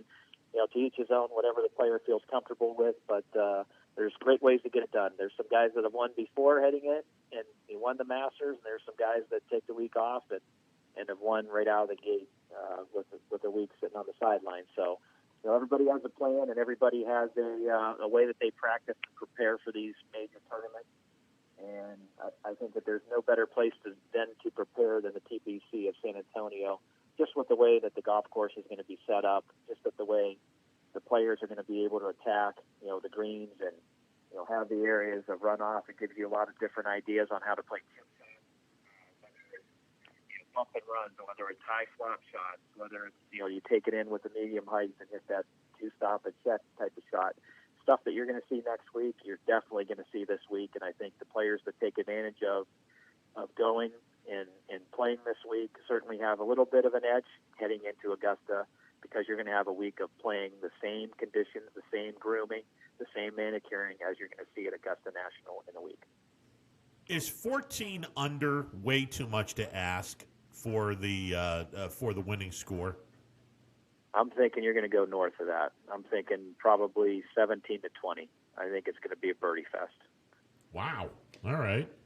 And what about guys like Mickelson? Because you had made mention ball strikers are going to be guys to look out for. Now, Mickelson doesn't hit the ball far, or at least as far as the young guns on the tour, but he does strike the ball quite well for the fact that he's one of the elder statesmen on the tour. What do you look for Mickelson to be, like a top 20, top 25-ish type of player this week? I don't see him being in there, although he needs to be in there to make a good run next week. I would say that Phil Mickelson at 50 from an iron ball striker is as good as anybody. The problem is his tee shot. He's enamored with hitting the ball as far as the kids at 25 and 28 years old. Your body just doesn't allow you to do that. So the most important thing for Phil to do this week and next week is find a lot of fairways, because when he hits a lot of fairways, he can go head-to-head with anybody out there from top to bottom at any age level. The problem is he hits 6 or 7 tee shots during a round that are off the planet. And if you do that at Augusta, you make 7, and you make 8, and you make big numbers and doubles and heartbeats, which is why he struggled a couple weeks ago at the Players Championship. He had 6 or 7 birdies in every single round that he played and shot even 1 under, 2 under, I think was the best he shot the entire week, with 6 and 7 birdies around. But he threw a 7 in there, a triple. He threw a double in. He threw a slew of bogeys, because it's tough to make birdies when you're punching out in the trees, and it's hard to get it up and down to make par, when the greens are tucked and you're missing it on the wrong side. And it's all subjugated from him hitting his tee shot out of play. Now, you can pull off some shots here and there, but you're not going to do it 7 for 7, coming out of the rough, behind trees, under branches, over water. And I think that's where he gets himself in trouble. But, head-to-head, I think he's probably putted in the last 5 or 6 years better than he's ever putted. His chipping is right there. His tee shot and driver play has just been borderline awful, to be honest with you. But his iron game and his iron striking from 200 yards and in, I would put him up with anybody, but it's hard to hit greens and hit it close when you're hitting it out of the trees. So I think if he gets it together and he could, I would take Phil Mickelson hitting 3-wood off every single tee or 5-wood off of every single tee or hybrid, just getting it into the fairway head-to-head with anybody than him pulling out a driver anywhere. Because as soon as he pulls the head cover off that driver, you might as well put your seatbelt on and put a hard hat on because you don't know where it's going. And when he kills it, he absolutely kills it. He's hitting a 380 and he can hang with the big boys. But 9 times out of 10, he's yelling 4 right, 4 left. And his miss is always going to be left. It's going to be that block where he can't get the club face closed at impact. And I think that's where he's going to struggle. And if you look historically what he's done on like hole 11 at Augusta comes to mind, he's been in those woods like 3 out of 4 days. And if you can make pars and bogeys out of there, you're okay. But you can't be in there making doubles and triples and trying to hit shots, over the pond, down by 11, making a big number when you're 2 or 3 under at the turn and you give it all back on that one hole. So I think for him to compete, he has to drive the ball well. He's got to find a way to hit fairways. I can tell how far he's hitting the ball. He needs to find fairways. He needs to keep it in play. At worst, right off the fairway cut, 5-6 yards in the rough where you're not under trees, you're not having to hit over trees and branches and so on. But I would love him to have a top 20 because I think it would be great heading in, to Augusta where he plays well. And anytime those players, Freddie Couples comes to mind, albeit he only plays 3 out of 4 rounds good there. But as soon as they hit the gates of Augusta, they're a different player. And they've got a number of rounds there. They have a huge advantage because players like that, players like Tiger, the more times you play Augusta, the better off you're going to be winning that championship where we'll use Jason Kokrak, who's only qualified for that a couple times. He's only got a couple looks at that golf course. Well, these guys, since they won, they'll play there till they don't want to play anymore. So they've got a number of looks at it each and every year, so they have an advantage on the rest of the field. That's why picking Augusta is probably a little bit easier than all the majors because there's only about a dozen to 15 players that are going to win that tournament out of a field of 100 or 80 or whatever the number is, based on the guys that have the experience there. Well, if Phil or Tiger has 500 rounds at Augusta, they're going to have better odds than Jason Kokrak, who's only played there twice, or, this being his second year or whatever.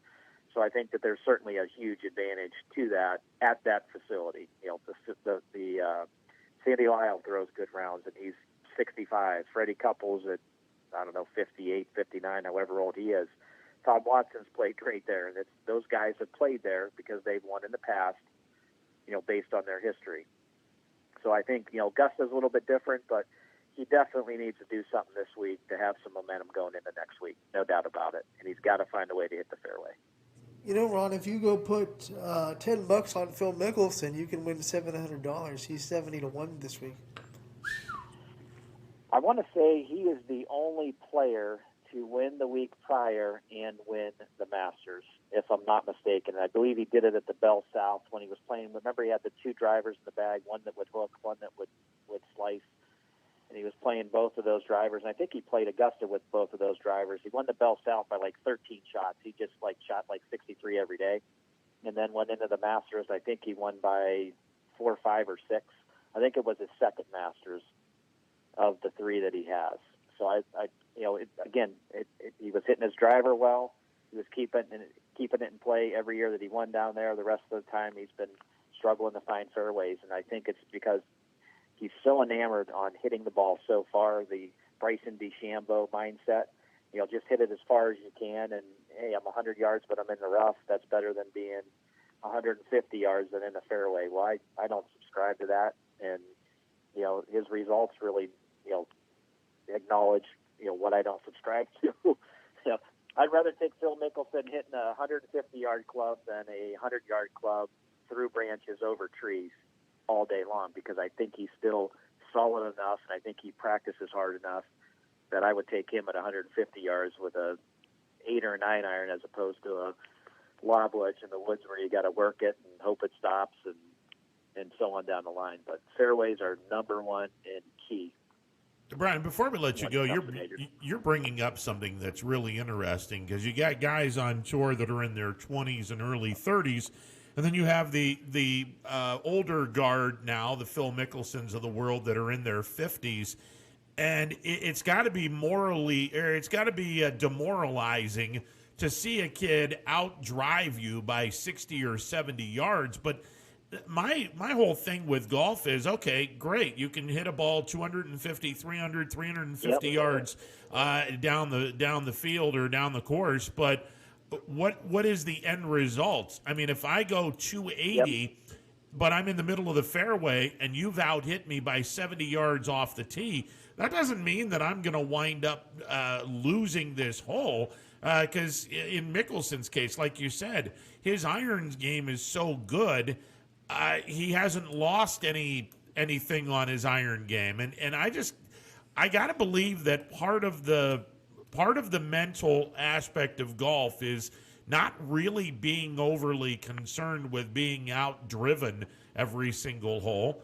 Where if you have the goods in terms of your irons and your putting ability, it doesn't matter how far the guy drives the ball past you. You're going to stick him in the end with your irons and your putting ability. Oh, I 100% agree with you there. I mean, it comes down to, number one, playing your game. You pick out what holes you want to be conservative on. You pick out what holes you want to be aggressive on. You pick out what holes that you need to lay back and lay up. And I think if you have that game plan and you're playing your game, it doesn't matter how far you hit it, how short you hit it. You're playing your game. You're plotting your way around the golf course to shoot your best score. Arnold Palmer said, swing your swing. And it's coming from a guy that has one unique swing. Nobody's copied his swing. Guy's won a bazillion times. And you look at Phil Mickelson and you look at Bryson DeChambeau. Yes, Bryson DeChambeau's won a major. He's won some tournaments. Would you like to have his resume, or would you like to have Phil Mickelson's resume? And, Bryson's trying to hit the ball far. I mean, Phil is now to an extent, but he wasn't like that when he was winning all his tournaments. He was hitting a lot of fairways or hitting it relatively close. He wasn't hitting it off the planet. There's a big difference of how he was up until 3 or 4 years ago, when this craze of, I have to absolutely bomb every golf ball that I hit. And I think it's an ego thing with those guys, too. They want to one-up each other when they're hitting their shots. And once you get into the point where it's an ego game and you're playing someone, you're not playing the golf course. And I think that that's the biggest disadvantage to trying to outperform every aspect of the people that you're playing with. I mean, you look at a Steve Stricker, doesn't hit the ball far, hits a lot of fairways, hits a lot of greens, gives himself a ton of birdie opportunities. Doesn't light it up, but wins his fair share. As opposed to, I'm going to bomb it all over the place and struggle to shoot 1 or 2 under par, making a triple here, a double there, and 6 birdies on the times that I do hit the fairways and bomb it. It's pick your poison, but it comes down to, you have to play your game. You can't get into how the other people in your group are playing, and that goes for junior golf, competitive golf, high school golf, you name it. You're there to play the course, to put your best score down on that scorecard. You're not there to compare yourself to others. Let your score do the talking. Let your methodology plot you a way all around the golf course and give yourself the best opportunity to make a par. Well, you may have missed a green. My next best opportunity is to get it up and down to make par. If I can't do that, my best opportunity is to make bogey. I want to eliminate a double. I want to eliminate a triple. I want to eliminate it, hit the pond on hole whatever. That's how you have to think. You have to think about what you're doing, what your putt looks like. Hey, do I want to be aggressive on this putt, knowing that if I rip it 7 feet by, I'm going to have a tester and a tough time making par? Or do I want to lag it down there and get my par and move on? There's certain holes that you can do that on. There's certain holes that you can't. And that's where you have to be patient, and you have to, plot yourself around the golf course and play your game. You can't get caught up in what other people are doing. Yeah, Brinson hits it 9 miles, but he's only got 5 or 6 wins to show for it, compared to the 41 or 42 Phil has. So, I mean, to each his own. I'd rather have the resume that has all the wins and he did the right things. And I guess, maybe he can be a little bit more aggressive now and do what he wants, because he has that built into his resume with all the wins and the seconds, runners-up, and, finishes at majors and stuff. It's hard to argue that, because he's the player, but on the same token, I know Phil Mickelson's a better player when he hits fairways as opposed to when he's all over the place. You know, when we talk about basketball in the NBA, we talk about how that style of play trickles down into youth basketball, where kids are trying to make these NBA plays they see on TV, and those plays are only for the top 1% of basketball players that can pull them off. Do you see that in golf too, where like you said, these players are trying to hit the ball as far as they can because they have the ability to do that? Maybe they don't have to be technically perfect swing to succeed. Do you kind of see that trickling down into the youth golf because they see that on TV and they think, well, I can hit the ball like that if I want to, when hits like that are meant for the top 1% of golf players? Yeah, I think it's twofold. I think, number one, what you see on TV is what you try to compare yourself to and what you want to do, knowing that they're the gold standard. And I'll give you a perfect example. We just finished up coaching basketball. My kid's 6 years old, and I was one of the coaches for his basketball team. The kids, there's no three-point line at that level. You play the hoop that's 7 feet tall, and if you make anything beyond 10 feet, it's a pretty good shot for a kid at that age level. Half of our kids on our team want to shoot in areas that would be equivalent to a three-pointer. Hey, I made a three. Well, there's no three. You don't get 3 points for shooting wherever. Everything's a two-pointer. So it's like they see that, and they see, hey, I made a buzzer beater. So the kids are paying attention. They're watching. They're very into what's going on. There's no doubt about it. And you see that in golf as well. When someone hits it 300 yards, you want to hit the next one 10 yards past them. You want to hit the next one 10 yards past them. You want to make that 10-footer coming down the hill and walk it in. They really watch what those players are doing on television, and they try to emulate it, which is good and bad. And I think, the different era in golf, in the level of equipment now that the players had to play with, is completely different than what we had when I grew up 20 years ago, playing high school golf or junior golf. So there was a premium on hitting fairways because the rough was tough, the equipment wasn't any good. The golf ball was nowhere near the level that it is now. It has more spring. It goes a lot further. I hit the ball further now at 23 years old than I did at my best peak of career with the golf ball and how it's designed and made and how the drivers are made. When I started, it was persimmon wood. Those didn't fly very far. They started off low and they rose up in the air. Now the clubs are made to go up like a rainbow, like that big arc. So it's a completely different mindset. And I think, Phil Mickelson, for example, is great for this conversation too, is he started out with that equipment, persimmon wood, then it went to the metal wood, then it went to the titanium wood. Now it's basically a composite with titanium and some graphite in there to lighten it up and move the weighting. The golf ball's 4 pieces now, where before, if you cut it open, it was looked like a bunch of rubber bands inside. And the balls would cut very easily. If you hit a shot out of rough and you caught it with that lower flange of your club, the leading edge of the club, the golf ball would look like it had a smiley face on it. So equipment was different. You couldn't play the way that these guys are playing with the equipment that we were brought into the game with and played with at a high school level and an early professional level. So the mindset's different now. They can take a golf course like Mill Creek that's historically shorter compared to everybody else. Yeah, you can bomb it all over the place, and you can make holes play very short. You can get close to some greens. But when you're offline, it's tough to make 7, because you're dinging it around in the tree. So I think, equipment has a little bit to do with it. It's what they had 20 years ago is not even anywhere close to what they have. The technology, the AI that goes into the equipment makeup and the shaft of the club is different. I mean, you had steel shafted wood, you had steel shafted irons, graphite. If you had a lot of money, you were fortunate enough to earn yourself a graphite shaft. Now every wood has graphite shaft. Every wood has a titanium head or a composite head.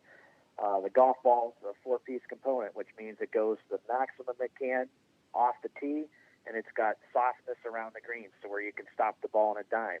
The golf balls, when I grew up playing, weren't anything like that. You had to hit a precise shot or you were through the back of the green. You hit it in the rough, a lot of times you had to hack it out, get it up around the green to give yourself an opportunity to get it up and down. Now, you can hit a hybrid out of the rough 200 yards, 220 yards based on, the dynamics of the golf ball and the makeup of how the golf equipment's made. So, it's unfair to talk about, the people of today and comparing them to a different era. And I would do that with Mickelson if you compare them to what Jack Nicklaus and Arnold Palmer had to play with. I mean, it's different, from each of these 20-year quadrants to say. Tiger Woods, what he was when he first came out to what he was up until last year, very different. Hit the ball extremely different. Hits the ball further when he's older, which is unusual. Normally, you're at your longest in your 20s or 30s, and when you're in your 40s and 50s, it tears off. And it just, the equipment gets so much better, and the way that people play the game and try to shorten up the golf course the mindset is completely different. There's no fear in the generation that's out there playing now. They're not worried about making a triple because it doesn't mean anything.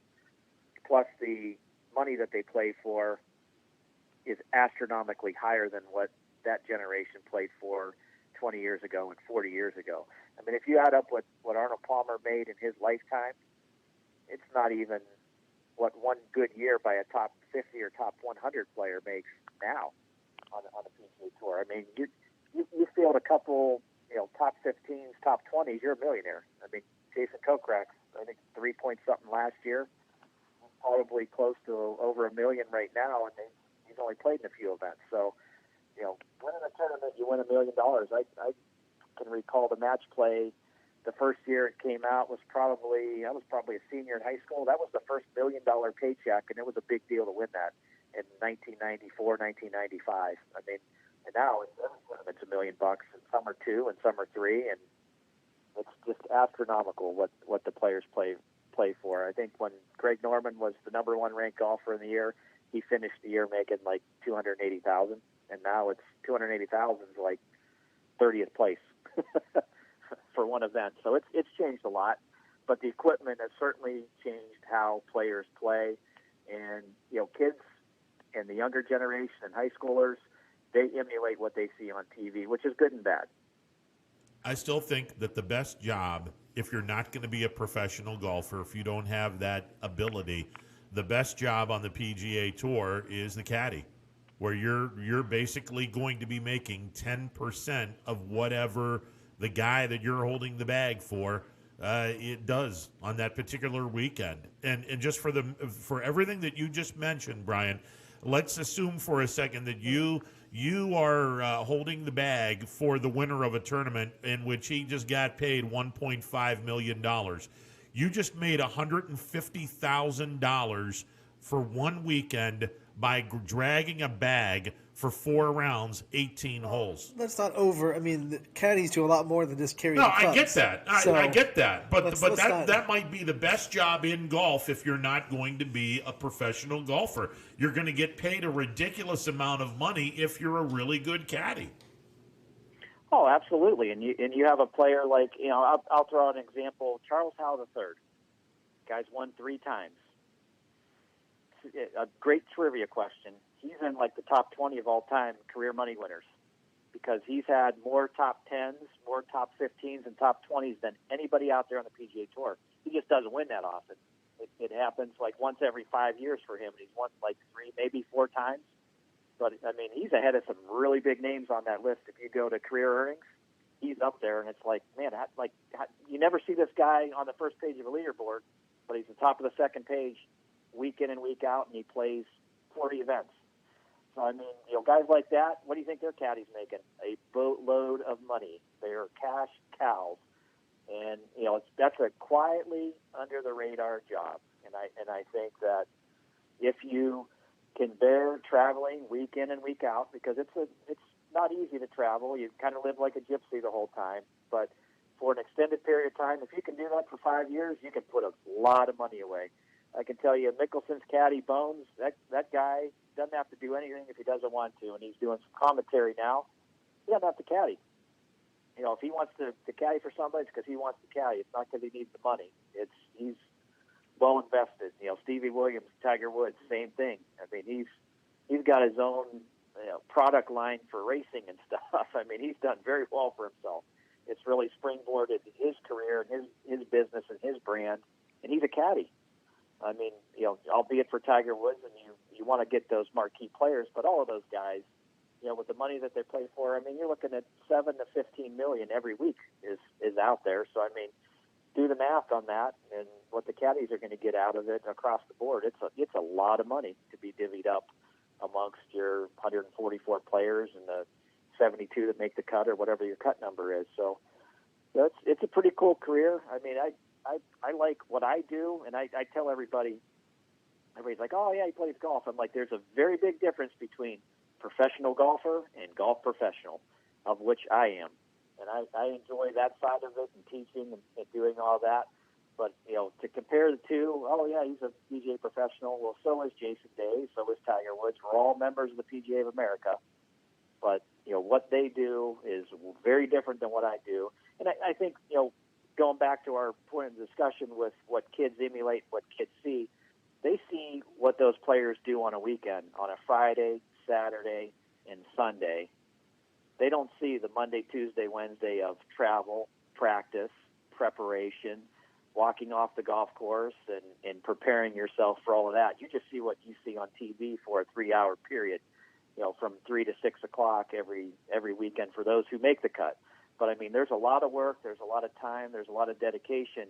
And I think that's probably the biggest thing that kids just don't understand. No matter if it's golf, basketball, baseball, you're putting in the time beyond the games that you have and beyond the practice that you have. For a baseball player, if you have practice from, 4 to 5 every day and you have a game on Saturday, they're doing stuff beyond their practice time. Same thing with golf. They're going beyond the 18-hole practice rounds they're playing. They're spending hours on the range. They're working on different equipment. They're working on different shot shapes. They're working on different trajectories. And those are the things that kids just instantly think Tiger Woods is that good. Tiger Woods is that good, but Tiger Woods practices his tail off all off season. He's on the putting green for 3-4 hours a day. He's chipping balls for 2 hours a day. He's hitting balls on the range. He's playing 9 holes. He's playing 18 holes. He's stepping off the courses that he's playing, getting his yardages down. He's doing all the travel prep work. It's a lot to take in. He's communicating with his caddy. He's taking care of his obligations with his sponsors and speaking engagements and pictures and videos and commercials. There's a lot that people don't see and don't understand. They just see what they are on TV on Saturday and Sunday when they're coming down the stretch to win the tournament. The talent level with a professional golfer is unbelievable, but it's because they put the time and the effort in that makes them who they are and what level of golfer that they are. And that's what I think it's hard for kids to understand, because they're just used to seeing Tiger Woods at his best, Bill Mickelson at his best, DeChambeau at his best, Dustin Johnson, but they don't see all the work that they put in the body of everything that they do before they tee it up on Thursday, trying to make the cut on Friday, to get into the weekend, to give them an opportunity to make a run at the title on Sunday. I tell you, Lee Westwood's girlfriend / caddy has the perfect setup, because she gets 10% of his earnings every weekend, no matter what. So I think she's pulling away with a little bit more than that. I think it's probably a pretty good deal. Hey, Brian, always a pleasure, sir. Look forward to hopefully a profitable week for all of us this week. I think it's good. As we close out March today and we head into April, I'm certainly happy with where we are. We're ahead of the game, and I think if you've got some time this weekend, especially on Sunday, the drag, chip, and putt, which was postponed, they've got the women's amateur at Augusta going on right now. On Sunday, they do the national finals of the drag, chip, and putt, of which we're a host venue in Ohio every year. The finals will be on Sunday before the tournament starts next week. So it's an exciting week. You got the NCAA winding down, the excitement with the Final Four, and then they parlay that into Major League Baseball, and we parlay that into the Masters. So it couldn't be a more exciting time as a fan. But if you have some opportunity, tune into the drive, chip, and putt finals. It's a great thing for kids to watch and families to watch. And it's a program that the PGA of America puts on for free. All you have to do is go to drivechipandputt.com, sign up and register if you're a kid that falls in these age brackets from, I believe it's 7 all the way up to 13. Awesome program. The kids get a lot of nice swag. It doesn't cost you anything. You hit 3 chips, you hit 3 putts, and you hit 3 tee shots. That's all it is, just to get you involved in the game and to light the candle into a nice career of playing golf and enjoying the game of golf, whether it be competitively or as a recreation opportunity. But I think if you can watch the drive, chip, and putt this weekend, well worth it. Always a pleasure, sir. Look forward to catching up with you next week. You got it. Have a great week. Thank you. You got it. Brian Tolnar from Mill Creek joining us, as always. on the MP Vivo Heating and Air Conditioning Hotline. Boy, did he bring up some interesting points this week. Yeah, that was a great Tolnar segment. And then next week we have the Masters. Maybe next week we should bring season 2 of the Tips of the Week in the fold. Absolutely. Perfect week for that. Absolutely. Masters Week, we will bring in season number 2 of the Tips of the Week with Brian Tolnar. Boy, did he bring up some interesting points. I want to unpack some of the stuff that he said, because it's not just in golf where kids are emulating the... Yeah, I brought basketball. I mean, we see high school kids and junior high kids try to make plays because they see them on the NBA level that they're just not ready. Like, you have no business hitting a step-back 3 from 35 feet because you see James Harden do it all the time. The reverse layup that doesn't have to be a reverse layup, but it's flashing. It's what they see on TV. It's stuff like that you see, and it drives you nuts. For me personally, it's just because it's what they see. And I wish more kids got that. The stuff you see on TV is the 1% of basketball, top 1%, maybe even less than that. And they're able to make those plays. They're able to drop fundamentals a little bit in order to make those plays, and a lot of kids think they can do it too, and it's just like you can't. And it's not just the 1% of the talent; it's 1% of what they do on a weekly basis or a daily basis. Yeah, and in terms of their basketball, given sport, even more than that, what they did to get to that point. Yeah, like. There's a lot of God-given talent in the NBA that you just can't copy and paste. But there's also a lot of hard work, gym hours, and a lot of sacrifices, especially in the high school level. A lot of these kids are. I can't miss prom, and you know all these athletes that are playing at the elite level, they sacrifice that kind of stuff so they can be at the ball field, they can be at the court, they can be in the gym, putting up shots. No, they sacrifice some stuff. There's no two ways about that. It's I wish that I could. Let everyone go on the road for baseball, even in the minor leagues. I wish people would see what goes on the life of a baseball player during the course of the entire day. If you think that these guys just roll on out at 7 o'clock for a 7:05 game and play 2 hours and change, 3 hours and change, and then that's it, boy, are you sadly mistaken. The day does not start at 7 o'clock, I can promise you that. More like at 10 o'clock in the morning, the day starts. It is just like in any other sport, you're seeing the finished product. You're not seeing the entire process leading up to the finished product. There is a hell of a lot of work involved with these guys and how they're able to do what they do. It's a lot of hard work came into that. A lot of practice came into that. It's drives me nuts when I see people think, well, I can do that. No, you can't. And don't even try to convince yourself that you can. Not on that level. You're going to have to practice an awful lot to even get close to being on that level. Some breaking news came in while we were on with Tonar. Jeff Wilson, who spent some time with the Crestview boys, has been hired as the Austintown Fitch girls basketball coach.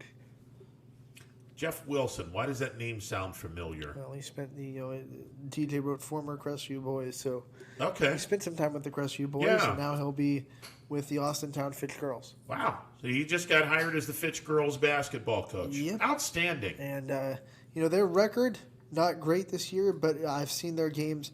The cupboard's not bare on the roster size. They just play like everyone else in Division I. Sure. An absolutely brutal schedule, and they sharpen their teeth. But Zeta Creaky, who is going into, I believe, her junior season with Fitch, she's one of the better players in the area. The cupboard's not bare at Fitch. She'll have a lot of people to work with. So I think that's a great hire, and that's a great job to get. No question. And these days with basketball, start the kids as early as possible. Kindergarten. I loved when Brian was saying his 6-year-old kid was shooting in a 7-foot hoop. Exactly. It drives me nuts when I hear people sit back and go, well, I'm going to let my kindergarten and first graders shoot 10-foot hoop. Why? What the hell's wrong with you? Why would you do that? Well, Ron, we're playing with beach balls, not basketballs. They can get up there. Well, yeah, if you're going to go beach balls, okay, but give me a 7 or an 8 foot hoop for these kids and let them figure out their shot or develop their shot from a reasonable sized hoop, which is 7 or 8 feet. Let's go 4 feet hoops and get some kids to dunk and have some. Have some show on the. Because that's what we need. Let's go. That's what we need. More people to sit back and then be disappointed when they can't dunk a 10-foot. I want to see like 4th grade jam down basketball. Let's go. Oh God. Have you watched that basketball on trampolines? They came out with like that 10 is years pretty cool. Slam ball. Yeah. Oh, that's fun to watch. Yeah. It doesn't exist anymore, but if you go on YouTube and look up slam ball, it's fun to watch. The Phoenix, the old mascot. I don't even think the mascot is the gorilla anymore. Do you remember the Phoenix Suns mascot, the gorilla? Yeah. Where he would use the trampoline and he would throw it down. That's where it all started. The gorilla grabbing the ball and just throwing it down off the trampoline. Everyone got a kick out of that. I think it was in the late 70s, early 80s. I just love how the Phoenix Suns get almost say Godzilla, get a gorilla to be their mascot. Yeah, I don't get that one. What? Yeah. It's just like, I mean, we can dive into this, but there are so many mascots that make no sense to me. Like the Tennessee Titans have a raccoon. And I'm like, whoa. Why? Yeah. Weird. Chiefs have a wolf. And it's like... Well, I can understand that. Native American wolf. I can understand that. You know, and the Royals have the lion, which is king of the jungle, so that makes sense too. Yeah. But some of these mascots, it's like... baseball gets kind of funky. Yeah. Because it's like... And then you have what you can't describe as slider. I think that's part of the baseball lure is just having a really funky mascot that doesn't make any sense because it's become kind of the thing. You know, the Fanatic. You know, is just I love the Fanatic. He's just a green monster. I mean, yeah, it has nothing to do with the Phillies. He's just a big green monster. Yeah, and the Fanatic is phenomenal. That Mr. Met was pretty cool, but then you have Slider, which he's just a big pink monster. He's just a big old cuddly thing that kids love. Yeah, because it's all about the kids. Right. If you better have a mascot that's not gonna, scare the kids to death. You can't have Mr. Met flipping off the audience. No, definitely not. Way back in the day. This is so horrible. Here we go. Way back in the day, the Pirate Parrot. The old Pirate Parrot. The old Pirate Parrot. Now this is after Greg Brown was a Pirate Parrot.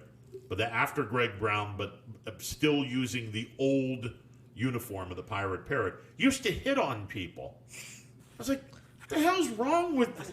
Sit on the chair. Yeah. Hey, baby, what's up? Well, I get it when it's part of a shtick. Like we've seen like the Kiss Cam. The mascot will go sit next to a girl and then put her whole face in the giant mouth.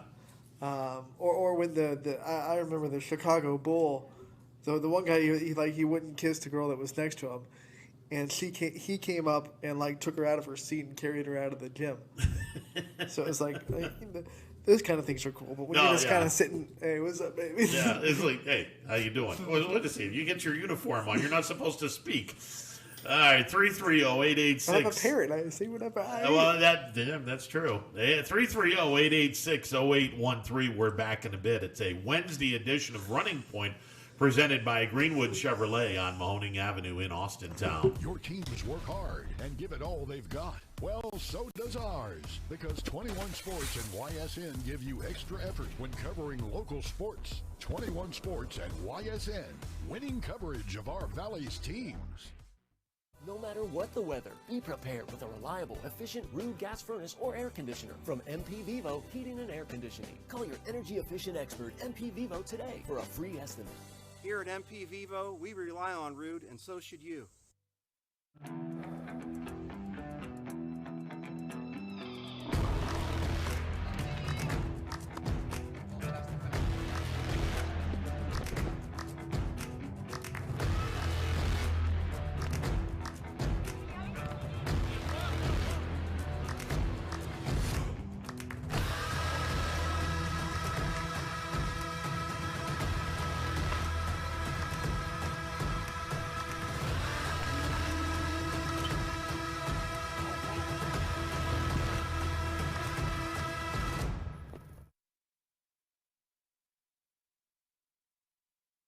Myers Family Insurance knows the importance of a great team. Our team continues to grow to help you with your Medicare and retirement needs. The annual election period is October 15th through December 7th. Now's the time to make sure your plan continues to meet your needs for the upcoming year. Call today. It's storm season. I think we're under the gun for some heavy storms over the next couple of hours. And Storm Tracker 21 is ready. This is probably the one we're keeping a closer eye on. On air. And locally, we're going to have a lot of eyes on our area. Online. All right, let's talk high-risk futurecast and the timing of this weather. On social media and on our app. Notice we'll have scattered showers on Thursday. Stay ready with Storm Tracker 21. The severe weather threat now through around sunset this evening. Save more during the Extra Mile Auto Show with employee pricing for everyone on some of our most popular models. Plus, get an additional $1,000 on the value of your trade. Schedule a test drive today to experience the 2021 lineup for yourself. Your first and last stop with your tax return should be with me, Tracy Bryden at Greenwood Chevrolet in Austintown. No other dealer goes the extra mile to bring you the largest selection of vehicles at one convenient location. With guaranteed credit approval, I will find you the right vehicle and the right financing options for you. I am ready to go the extra mile to show you why no other dealer sells more cars, finances more, and gets you more for your refund than Greenwood Chevrolet in Austintown. Welcome back to a Wednesday edition of Running Point, presented by Greenwood Chevrolet on Mahoning Avenue in Austintown. Ron Potesta with you alongside Anthony Hardwig. MP Vivo Heating and Air Conditioning Hotline open for business, 330-886-0813. That's 330-886-0813. We had Brian Tolnar on from Mill Creek, who brought up some really interesting points. And, you know, it's, as we mentioned prior to the break, I'd love to have everyone who's interested in a baseball career to have an opportunity to go and spend a day with, not just in the major leagues, but in the minor leagues, to see just how much work these kids have to do prior to the game. Every week do a day in the life of kind of vlog with their with the day and their activities, so the fans and the players that want to kind of be like them get a good inside look on what they do every day. Once again, great marketing opportunity, and baseball usually swings and misses at those. Well, it's not just for these kids that are going to be baptized into just how much work is going to be involved on a daily basis. Not that you're not working in college, because you are. You're certainly working, and then you got to go to class because if you're academically ineligible, well, that kind of puts a crimp into the baseball season, amongst other things. But it's a daily grind, day in, day out. In all, in baseball, whether you're in high school, college, it is a day in, day out grind. It's different in that you don't have the responsibilities of going to class. Now it's all about the game and not anything else per se. It's a it's a fascinating look at what people and what folks do. Absolutely, and I think the fans need to know it too. The fans need to understand, even if you're not going to try to be a baseball player, they need to understand that these players aren't just showing up for the game and then going home. Because it might make you a little bit more empathetic to what you say to these players, especially in the minor leagues, when you know what they're going through. No question, and it's not just baseball. I mean, look, football. You've got practice during the course of the week. Basketball, the entire off season, you're working on your shot. You're working on your game. You don't see these guys in college and the pros making these long range jump shots. Just because, I decided to do this today. No, there was a lot of work in the off season to perfect that. Yeah, and speaking of basketball, how about UCLA? Still kicking. They are. I didn't even think they'd win the first round game, and they're still kicking. They're the second team to go from the first four, or the play-in game, to the Final Four. I think VCU was the first team to go play-in game to the Final Four. And look, they're a 14-point underdog against Gonzaga. They just are. They're. A lot of people believe that Gonzaga is the team that's going to go undefeated. They're going to be the program that finally gets the championship, and they'll be the first team since Bobby Knight's Indiana club to go undefeated in a season.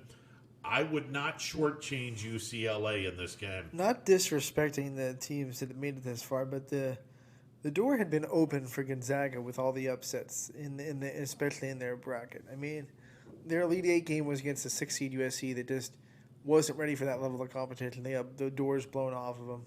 Now they're playing an 11 seed UCLA.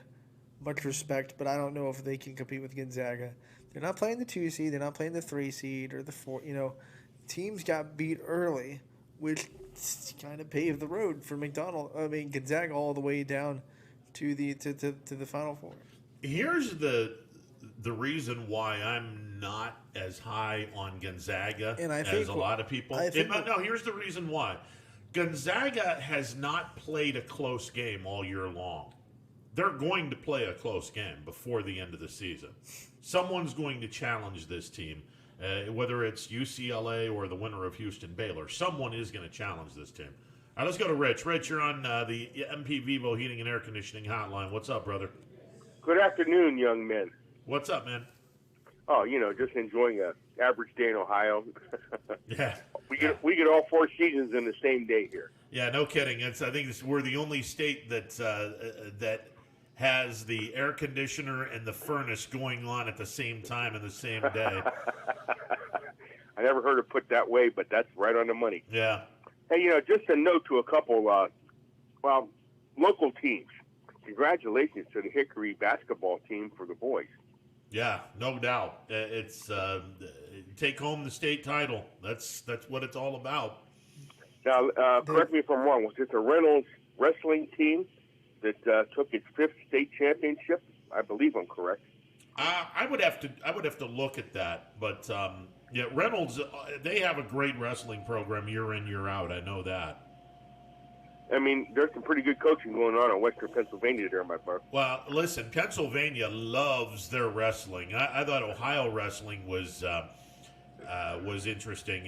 Pennsylvania loves high school wrestling. That is a hotbed of high school wrestling in that state. And you know what's amazing? I believe they took on they've beaten this team 4 other times before. I believe it's a private school. And that really puts a feather in your cap because Reynolds is a one high school town. It's a one hitching post horse hitching post town. You know what I mean? Yeah, and Reynolds is located on the other side of Greenville. So kids either go to Reynolds or they go to Greenville. Pretty awesome. When I was involved in Hubbard Sports here a while back, they had a great wrestling program there. That's before, I'm talking about the early 90s. That's before you had to be a teacher in order to be a coach. Mm-hmm. And there's a fellow there named Donnie Newell who put together a great program. Oh, my God. And his son went on to win, his titles throughout the years. Wrestling is pretty interesting sport, Ron. Oh, it is. It absolutely is. But like I said, Pennsylvania, that's a hotbed. I'll tell you the other sport that, especially in the eastern Pennsylvania, and it's finally starting to trickle over here in the valley, and it's lacrosse. Lacrosse in western New York, eastern Pennsylvania, and the mid-Atlantic states, that is one of the best sports to play or to watch.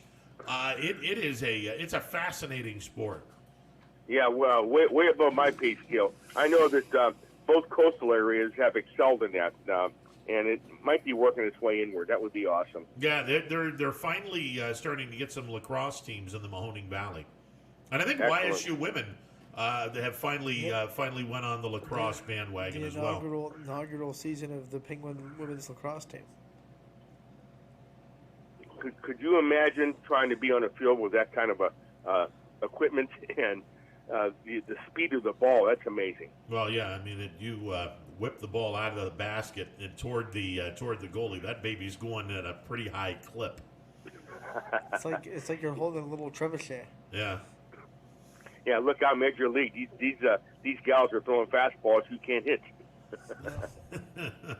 Anything All else? right, guys. Well, thanks for the vine. I appreciate it. You guys have a great weekend and happy Easter if I don't get in touch with you. All right, brother. Same to you. Thank you. 330-886-0813, the MP Vivo Heating and Air Conditioning hotline open for business. That's a great. I saw it for the first time years ago. My cousin's kids were playing lacrosse. Oh, that's a fun sport. Yeah, and some YSN schools have it now, and we're going to be getting our feet wet in lacrosse in the very near future. Yeah, that's a fun sport to see in person.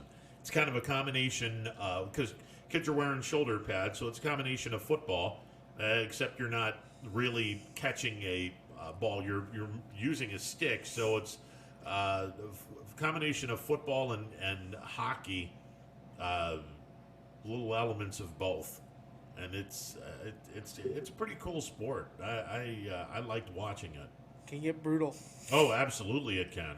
Hence the reason why you have a helmet on and you have shoulder pads, because you're gonna knock a lot of people to the ground, and obviously when you're tossing that ball from your stick that has a basket on top of it, you're throwing the ball to the other person, and they're trying to catch the ball in their basket. It's then when you try to shoot to the goalie who's protecting the net, you're trying to fire this thing past the goalie.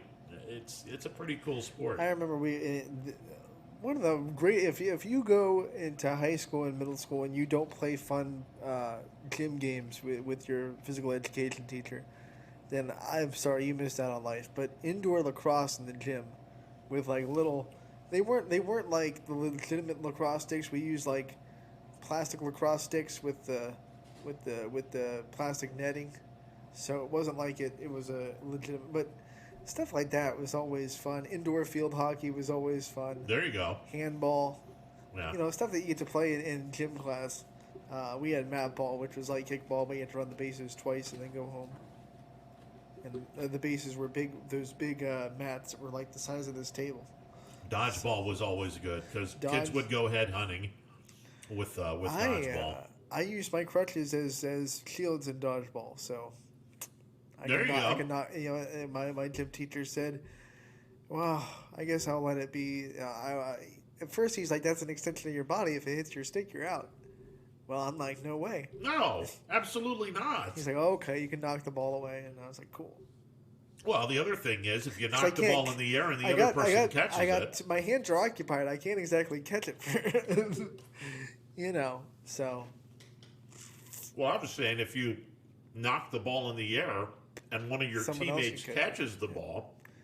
Well, then you have the old dipsy-do where you throw the ball in the air, you get the kid looking for it, and you peg them right when they're looking to catch the ball. There you go. Yeah. You have someone behind you. So you throw the ball up in the air, you lob it, and the kid's like, okay, I'm going to catch this, I'm going to get you out. And you have to do it kind of discreetly. Like, you can't, like, make it obvious that you're, like, lobbing the ball in the air because then someone's going to be smart and be like, what the heck's he doing? But, you kind of throw it, maybe you misthrow it, and it goes a little arc. And then as soon as that kid's watching for it, someone comes from behind you, bam. Yeah. Head hunting was legal? Or we try not to, but we were using the leather skin softball, so even if you got hit in the head, it's not going to hurt that much. We weren't using the rubber dodgeballs. Oh yeah, we would use the rubber dodgeballs. That would be brutal. Yeah, we used the rubber dodgeballs back in the day. That'd be that's frowned upon now. Oh yeah, it's a lot of things that we did back in the day are now frowned upon. Gee, I wonder why. Well, you look at what Ron Potesta turned into, and you know why things in his childhood. I resemble that remark. I say, boy. 330-886-0813, the MP Vivo Heating and Air Conditioning hotline, open for business. Take a time out. Be back with more on this Wednesday edition of Running Point, presented by Greenwood Chevrolet on Mahoning Avenue in Austintown. Your first and last stop with your tax return should be with me, Tracy Bryden at Greenwood Chevrolet in Austintown. No other dealer sells more cars, finances more, and gets you more for your refund. than Greenwood Chevrolet in Austintown. WRS Wealth Advisors is the area's premier wealth and retirement specialist. With our combined 70 years experience and comprehensive wealth strategy, we assist our clients attain their goals. Call 330-965-0370 to learn more about our individual and corporate financial planning services, or visit WRSWealthAdvisors.com. Good luck, athletes. Hi everyone, this is DJ Yoakley with Your Sports Network. We appreciate your support of YSN and welcome you to the YSN family. Our broadcast streams are brought to you live at no cost to you by sponsors that are local to this community. Without the vision and generosity of our sponsors and partners, we would not be able to bring this game to you today. So please support the great businesses and leaders that are making this game possible. And if you're a business in need of great advertising and sponsorship opportunities, feel free to head over to our site for more information on the right fit for you. We are local, we are loyal, and we are live. We are YSN. Ah, the details. Baird Brothers Fine Hardwoods is one fine ride. Perfect cornering, superb handling, sporty and stylish, power to spare, plus awesome mileage. Yeah, jaw-droppingly beautiful lines and well appointed with luxurious trim. Put more oomph in your life and start beholding the molding. Find your home's fine hardwood at BairdBrothers.com. For heating, cooling, and indoor air quality, the Mahoning Valley trusts MP Vivo Heating and Air Conditioning, offering worry-free repair, service, and installation. Call MP Vivo today for a free estimate. MP Vivo Heating and Air Conditioning. We're your energy-efficient experts. Planning a project around your home or rental property? Trust the electrical service to the local experts with 62 years of serving the Mahoning Valley. Joe Dickey Electric is your local go-to source for responsive, reliable residential electrical work. From everyday maintenance and repairs to new installations, electrical upgrades, and safety inspections, no job is too big or too small. Call Joe Dickey Electric today, 800-549-3976, or visit DickeyElectric.com. That's DickeyElectric.com. Welcome back to a Wednesday edition of Running Point presented by Greenwood Chevrolet on Mahoning Avenue in Austintown. Ron Potesta with you alongside Anthony Hardwig. I got to ask, do we have any surprises in the Final Four on Saturday? Is it going to be Baylor and Gonzaga for the championship? I think so.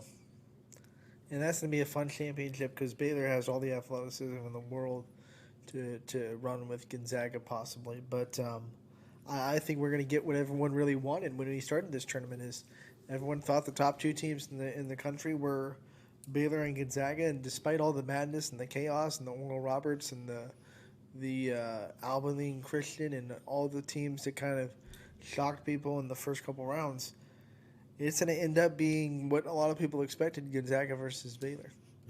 Baylor is a 5-point favorite over Houston right now, and Gonzaga is a 14-point favorite over UCLA at the present time. I love what Houston does defensively. Well, they're the best defensive team in the country, hands down. But it's hard to slow down Baylor, especially. I mean, you turn the ball over, then there's no defense against their transition. They're so athletic.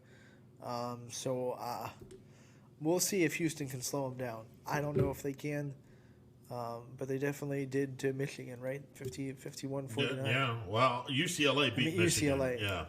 That game was extremely low scoring, 51-49. I turned it on. There was 5 minutes gone in the first half, and it was only 4-2. And I said, whoa, this one's going to be low. Yeah, and then you wonder, can UCLA do that to Gonzaga? No. Sorry. Huh? No. Listen, everyone is all hell-bent on Michigan's proclaiming Gonzaga the best team in the country, and they've not been challenged yet. Well, best team in the country and then being able to be beat by UCLA are two different things. And they have been challenged. They played Kansas. They played BYU, West Virginia. They haven't been challenged in that they've not had a single-digit win yet. West Virginia was a 5-point win. Okay, then that's the only one. And the other games, like their second BYU game, technically ended as an 11-point win. But you watch that game, they were pushed to the max by BYU. The Virginia game, it technically ended as a 10-point win. They were pushed to the max by Virginia. They've had competitive games. The final scores might not emulate it with 10-point wins, 11-point wins, but especially at the top half of their season, before they got into conference play, they definitely sharpened their teeth a little bit. Had some really tough games against tough opponents. But to your point, their conference, they washed through it like it was a hot knife through butter, except for BYU. Yeah, you have two teams that are outside the Power 5 in Houston and Gonzaga. You have Baylor out of the Big 12, UCLA out of the Pac-12. It's going to make for an interesting Final Four. No ACC, no Big Ten. And Florida State didn't even show up in their last game. No. And that was disappointing because I had them in the Final Four. Well, Michigan played an unbelievably solid game. Yeah, I had them beating Michigan. And then, but Florida State, I thought their length would give Michigan problems because they're the tallest team in the country as far as length on their roster, and it didn't give Michigan any type of problem at all. No. But what UCLA has done, they knocked off number 2 Alabama, number 1 Michigan. They went from a play-in game now to the Final Four. Unbelievable run. First team to do it since VCU back in 2011. Shaka Smart's team. Shaka Smart, and he had the havoc defense that would press you like crazy and get you to make a lot of mistakes. Yeah, and that we'll see what happens on Saturday. I mean, Baylor and Gonzaga are the overwhelming favorites to meet in the national championship game. We'll see what happens.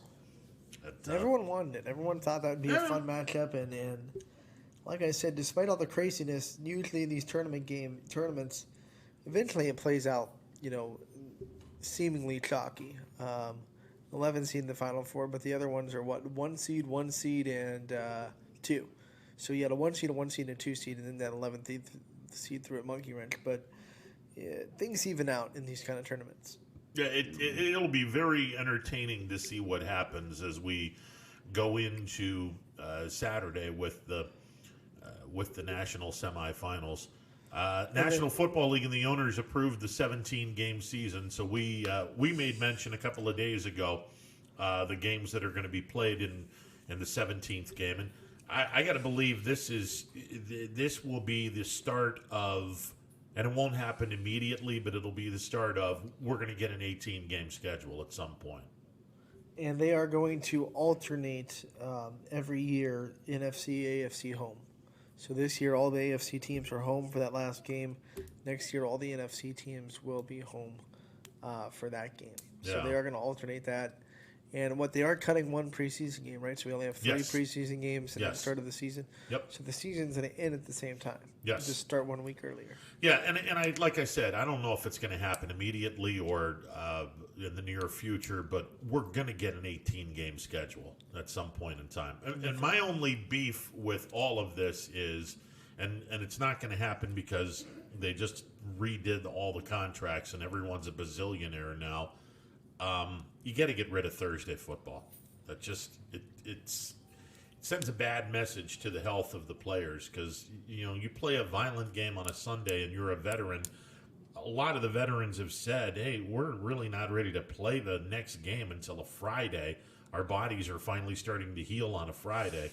It sends a really bad message to play. Yeah, but then you get the extra days off after, so I get it. It evens out. I get it, but it just I wouldn't put. And the players all agreed to it when it started. So I mean, they made their own bed because the Players Association agreed to it when they said, "Hey, we're going to play Thursday Night Football." The Players Association could have been like, "No, we don't want to do that." Well, they don't. Their union is weak. Majority of the players said, "Yeah, we're for it. Because they're going to get money from it, and Yeah. The football players union. I get it's hard to go from Sunday to Thursday, but then, like I said, it evens out because then you don't have to get ready for another game until the next Sunday. So you don't get the days off after your one game, but you get extra days off for the next week. I get it. It just and no team plays more than one Thursday night game, right?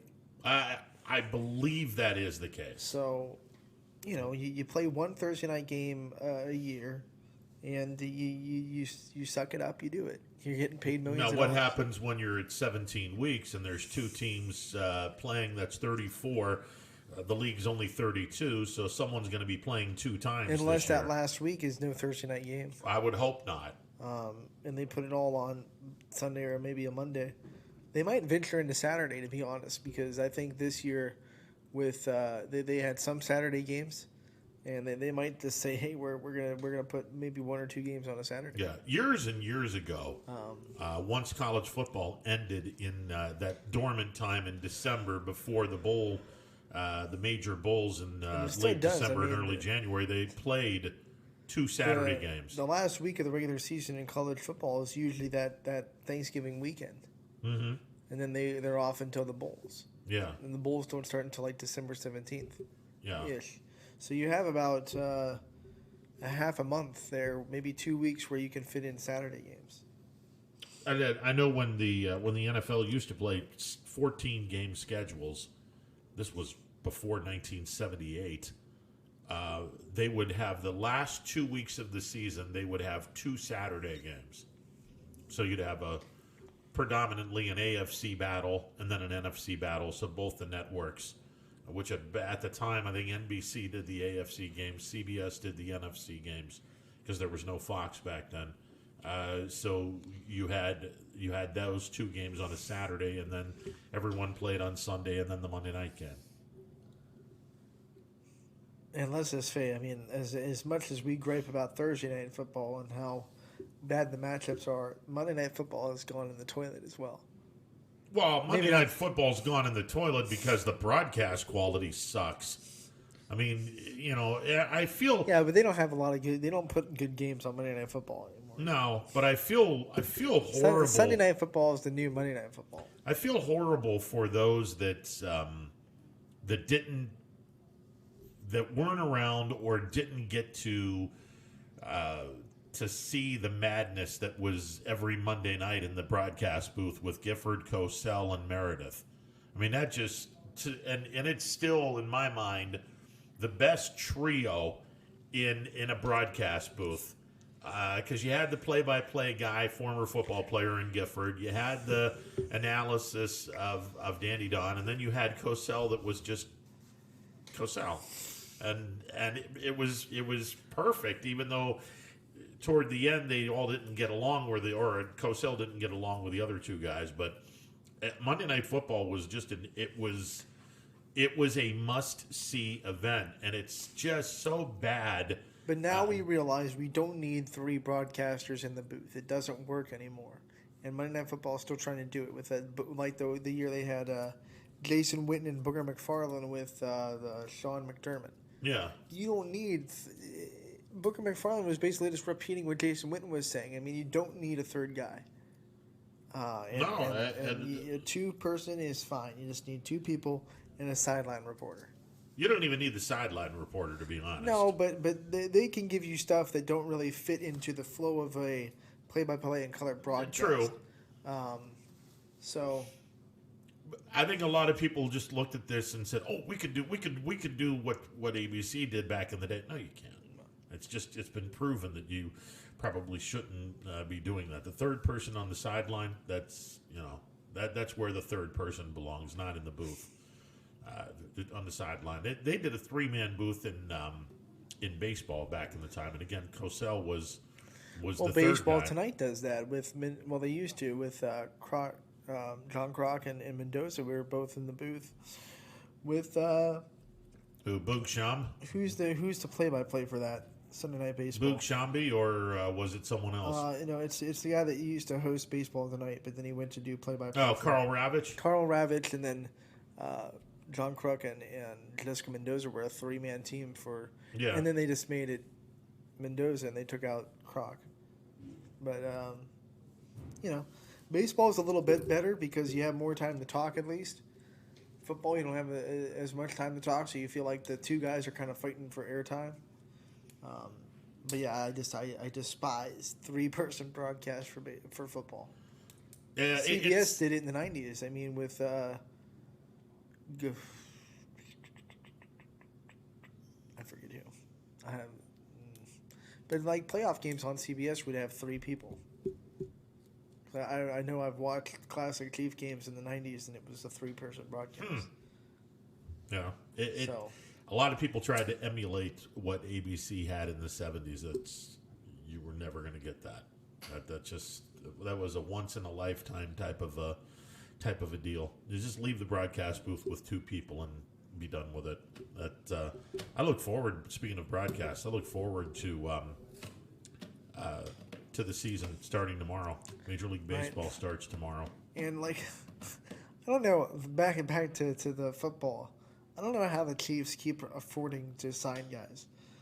I mean, Brett Veach is pulling out money out of his backside because they signed Jerron Reed to a 1-year deal from Seattle. And it's just like, how do you keep finding money? It's interesting what people will do to get the ring. They keep finding money. It's not finding money. These guys aren't going to get paid a lot of money, and they understand. I'm going to go and play for a team that's going to be vying for a ring. And you saw Mahomes restructure his contract, so now his salary cap doesn't hit the Chiefs as hard. Really, Mahomes is, I think, 6 as far as how much his money hits their salary cap this year. I think Frank Clark is ahead of him, and so is Chris Jones, and Travis Kelce, and Tyreek Hill. They're all getting paid more than Mahomes this year. So he reworked his contract, which is one of the reasons why they made that a 10-year, non-specific to what we have to do yearly, year in and year out contract with Mahomes. I mean, everyone looks at $500 million and says, "Oh man, that's going to hurt the Chiefs a lot." But the fact that Mahomes made it a 10-year contract and they let the Chiefs do, no specifics is what they had to give him every year. That's really beneficial to the franchise because in a year like this, when the salary cap is so low, coming off of COVID, they can just say, "Hey, we're going to give you $7.5 million this year, even though we were supposed to owe you 21." And he can be okay with that. They're going to kick the can further down the road, though. Right. I mean, it's going to hurt the Chiefs, but it may hurt them when he's past his prime. Eventually, I mean, they might keep reworking the contract every year. He might not get the $500 million. None of that's guaranteed per se. 500 wasn't guaranteed. I think guaranteed it was more like 350, 400. Yeah. Which is still he's going to get all of that. He's going to get his. Yeah. And remember, this year he's still it's his 5th year. So he's still on that rookie contract technically. Yes. So. Yeah, because the players' union is weak, and they haven't stood up for themselves and said, "Hey, we want all of our money, and we want it guaranteed because all the other sports have a guaranteed deal, and we should have a guaranteed deal as well." The flip side to that is football is the least guaranteed career of all the sports. No, I get that. One injury. I get that. I get that. How many GMs, though, would like to sit back and say, you would never give a running back guaranteed money. You would if you would sit back and say, okay, we're going to go 4 years, $21 million, all of it's guaranteed. That running back will go, where can I sign on the dotted line? You get 1 year of him, and you have to pay $21 million, and he gets hurt after the 1 year. You're paying $21 million for that 1 year. Mm-hmm. When you could be paying $6 million for that 1 year because it's not all guaranteed. But that's with every sport. I mean, a baseball player, if he has a crappy year, well, I guess but if he has a crappy year, it's not like, okay, his career is done and we can't use him anymore. I get that. I mean, I get that. I just, but if a baseball player blows his knee out. And like career-ending injuries that are a lot less frequent in a sport like baseball than they are in football. I bet. No, I agree, but it's not that extreme. Especially with running backs. No. And that's why you just it's a golden rule in football. You just don't pay running backs because if you have a good line, if you have a decent line, you can pretty much plug any decent running back in there, and you're only getting them for 4 or 5 years before they're not what they were anymore. That's why if I was Cleveland, as good as Nick Chubb has been, I wouldn't pay him because he had a knee injury in Georgia. He's already got weak knees. His career is not going to be extremely long because he's already coming off of leg injuries in college. So he's already on one knee injury. So I would not pay Nick Chubb. All right. This is my opinion. Would you pay Chubb or Hunt? Well, I mean, I wouldn't pay because I subscribe to not paying running backs, but I would be more inclined to pay Hunt more money than Chubb because I think Hunt will have a lengthier career. Okay. Somebody said because Hunt doesn't take direct hits either. Because I mean, they use Chubb a little bit more for in between the tackles. Yeah. So somebody had the audacity to say that Chubb and Hunt were the best duo of running backs in the history of the Browns organization, and I immediately swung my neck around and said, have you not heard of Kevin Mack and Ernest Biner? Those two are the benchmark. And while Chubb is trending toward being the better running back, better than Mack and Biner, Kareem Hunt's nowhere near either one of those guys. Kareem Hunt's had 1 year, one solid year, his rookie year, when he went over 1,000 yards. He hadn't come close to being over 1,000 yards since his rookie year. But now, his rookie year, he was the only running back, and then he had that trouble, and now he's the second running back. Yeah. So he's probably not going to ever get 1,000 yards with Cleveland because you almost never see 2,000-yard runners on one team anymore because teams don't run the ball that much. No. So I mean, that's that stat right there is you have to take it into context with where he's at and who's running with him. Because when he was with Kansas City, he got the start because their starting running back got hurt.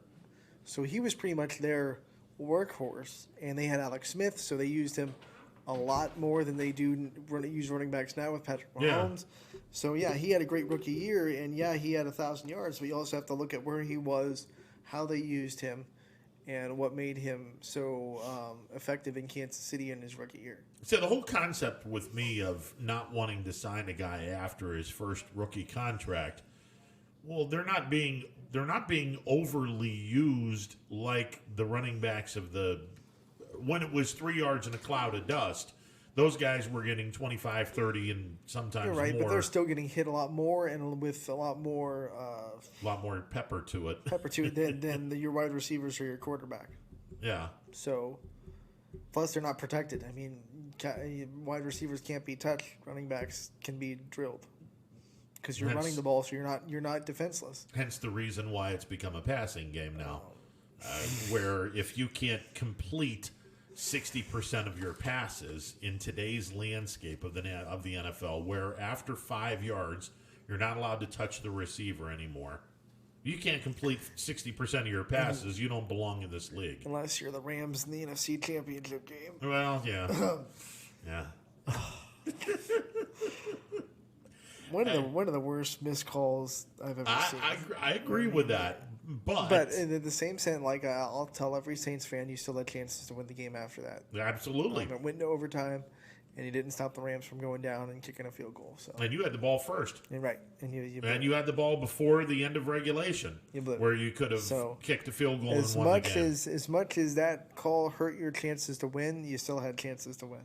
Mm-hmm. Like the baseball plays we talked about on Monday. And you were down double digits. You were up double digits 2 different occasions. I don't want to hear about. And the Saints have had some heartbreaking playoff losses the last couple. I mean, like the Minnesota, both the Minnesota losses. Yeah, Steph Diggs. I don't know what that corner was thinking, trying to tackle, and then he missed him completely. Yeah. When all you have to do is let him catch the ball and then tackle him. That's it. Oh, I'm going to do the blow-up play. Try to get myself on. You got on SportsCenter all right for all the wrong reasons. And then the next year they lost. The Minnesota walked them off again in overtime. That pass that everyone thought was offensive pass interference to their tight end. Yeah. So, the Saints have had some brutal playoff losses the last couple of years. Brutal. Let's get it closer to home. Even though the weather this morning, the weather was a little. It's gotten a little bit better. So hopefully, fingers crossed, we have some baseball to broadcast today. Here is what we're looking at right now, and I'm looking at our group schedule that says what games we have, what games we don't. So it looks like all of the games at Scene Park tonight are canceled for baseball. So that's Ursuline versus Massillon canceled. McDonald versus Mineral Ridge on Scene 2 is canceled. Springfield versus Louisville is moved to April 7th. Sebring versus Waterloo. These are all baseball, by the way. Sebring versus Waterloo is canceled. And up here, Campbell versus Crestview is canceled for baseball. In softball, Campbell versus Crestview softball moved to a doubleheader on Saturday. And Springfield versus Louisville is moved to April 7th like their baseball team. We do, as of now, have Mooney versus Harding going to be broadcast by me at Field of Dreams. And Billy Mack and Jeff will be at the YSU softball complex as Ursuline takes on Howland. So, as of now, when I'm looking at it, we have 2 softball games on the network, and I'm sure we'll be sending out some people that maybe should have been at scene out to some other baseball games. It looks like Latonia versus Columbiana is still happening. Wellsville versus Lisbon is still happening. Western Reserve hosting Jackson Milton still happening. Brookfield hosting Liberty still happening, and Newton Falls hosting Champion still happening for baseball. So we'll try to get some announcers out, and stay tuned to ysnlive.com/live for what games we will have on the network. Yeah, and unlike yesterday, it's about 20 degrees cooler. So it's going to feel a little chilly today. And YSN, we'll go out in the elements. That's all right. As long as it's not raining, we'll be out there. Yeah, nothing wrong with that. It's by the way, it's 47 at HQ. It feels like it's 42. So it's a little chilly out there today. Not fun, but we'll do it. A little chilly out there, but we will have some fun with that. And again, tomorrow, I can pretty much guarantee you're not going to see any kind of outdoor baseball activity. Unless the forecast is drastically wrong. And we wake up and go, what happened? It's 55 degrees right now. It's supposed to be 30. Yeah. No, that never happens. Yeah, no. Forecaster may be wrong about precipitation, but they'll never be too far off about temperature. Yeah, it's tomorrow's high at HQ is only 33 here in East Palestine. All right, I'm going to start the fire real quick. 42 for a high on Friday, 56 for a high on Saturday, 68 for a high tomorrow, on Sunday. Running point at the bonfire with Ron and Anthony. Yeah, there you go. Roasting marshmallows. We might actually have that furnace turned on tomorrow. So we'll see what happens there. But no, it's going to be chilly tomorrow. It'll be chilly. And the meteorologists at TV21, our broadcast partners, are saying anywhere from a coat to an inch of snow, which... Hang on, I can still find my golf ball. Yeah. An inch of snow. Yeah, there you go. Well, they are opening up the South Course and the par 3. There you go. So go just out and use a pink ball, you'll be fine. Yeah, absolutely. Absolutely. We get the golf tournament starting tomorrow. The Valero Texas Open over in San Antonio. We'll see what happens there. I can't believe we both have the same guy. Yeah, I mean, I can show you. I had Matsuyama. And I scratched him out and put answer. Yeah. So hopefully he's the right answer. 22-1 odds. Yeah, not too shabby. Matsuyama's was 18-1. Now with my luck, he'll win, and I'll scratch him out. Yeah. Well, a $10 bet gets you $220. That's like on Jeopardy when you get the final answer right, but you scratch it out and put something else, and then now Ken Jennings is like, well, that was wrong. One of my never second guessed yourself. Yeah, one of my teachers years and years and years ago famously said, "Don't ever scratch out your original answer, because 80% of the time your original answer is the right answer." Huh. Okay. So, my high school teacher said, well, "Hey, how about some advice for studying for this test?" And he goes, "Well, I'll tell you one thing. The answer is never E." Because his multiple choice was always A, B, C, and D. So he goes, the answer is never E. It's never E. So there you go. There you go. All right. And this is the same teacher that would write on his chalkboard every day, field trip tomorrow. Oh, Lord. Because it would save. All right, Power Hour is coming up next. I can't even top that one. Right. Power Hour is coming up next. Hopefully we got some games to broadcast on ysnlive.com. Looks like we are going to have some games to do, and look forward to doing those games. I guess I'm going to be busy today. I haven't gotten my cancellation notice. So there you go. Where are you going? We'll tell you tomorrow. That is. Wait, guys. Did you tell them where you were on Tuesday? Well, on Monday, on Tuesday. Yeah. Because you promised our audience on Monday that you were going to tell them tomorrow. I told everyone I was at Crestview doing the Crestview Mooney JV game, and last night I was at Scene Park. He told me where he's going, so I could throw him under the bus after throwing me under the bus. Well, that's true.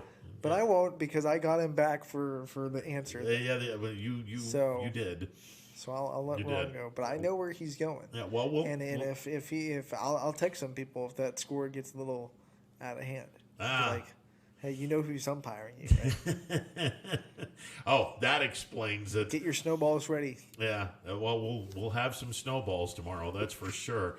We'll talk to you tomorrow, noon to 3, opening day version of Running Point tomorrow as we celebrate opening day around Major League Baseball. You better be in some Indian stuff. Do you have any? I've never seen you wear Indian. I have my Chief Wahoo Indians pullover I'll wear tomorrow. All right, I'll wear my Royals. Yeah. All right, sounds good. We'll talk tomorrow, noon to 3.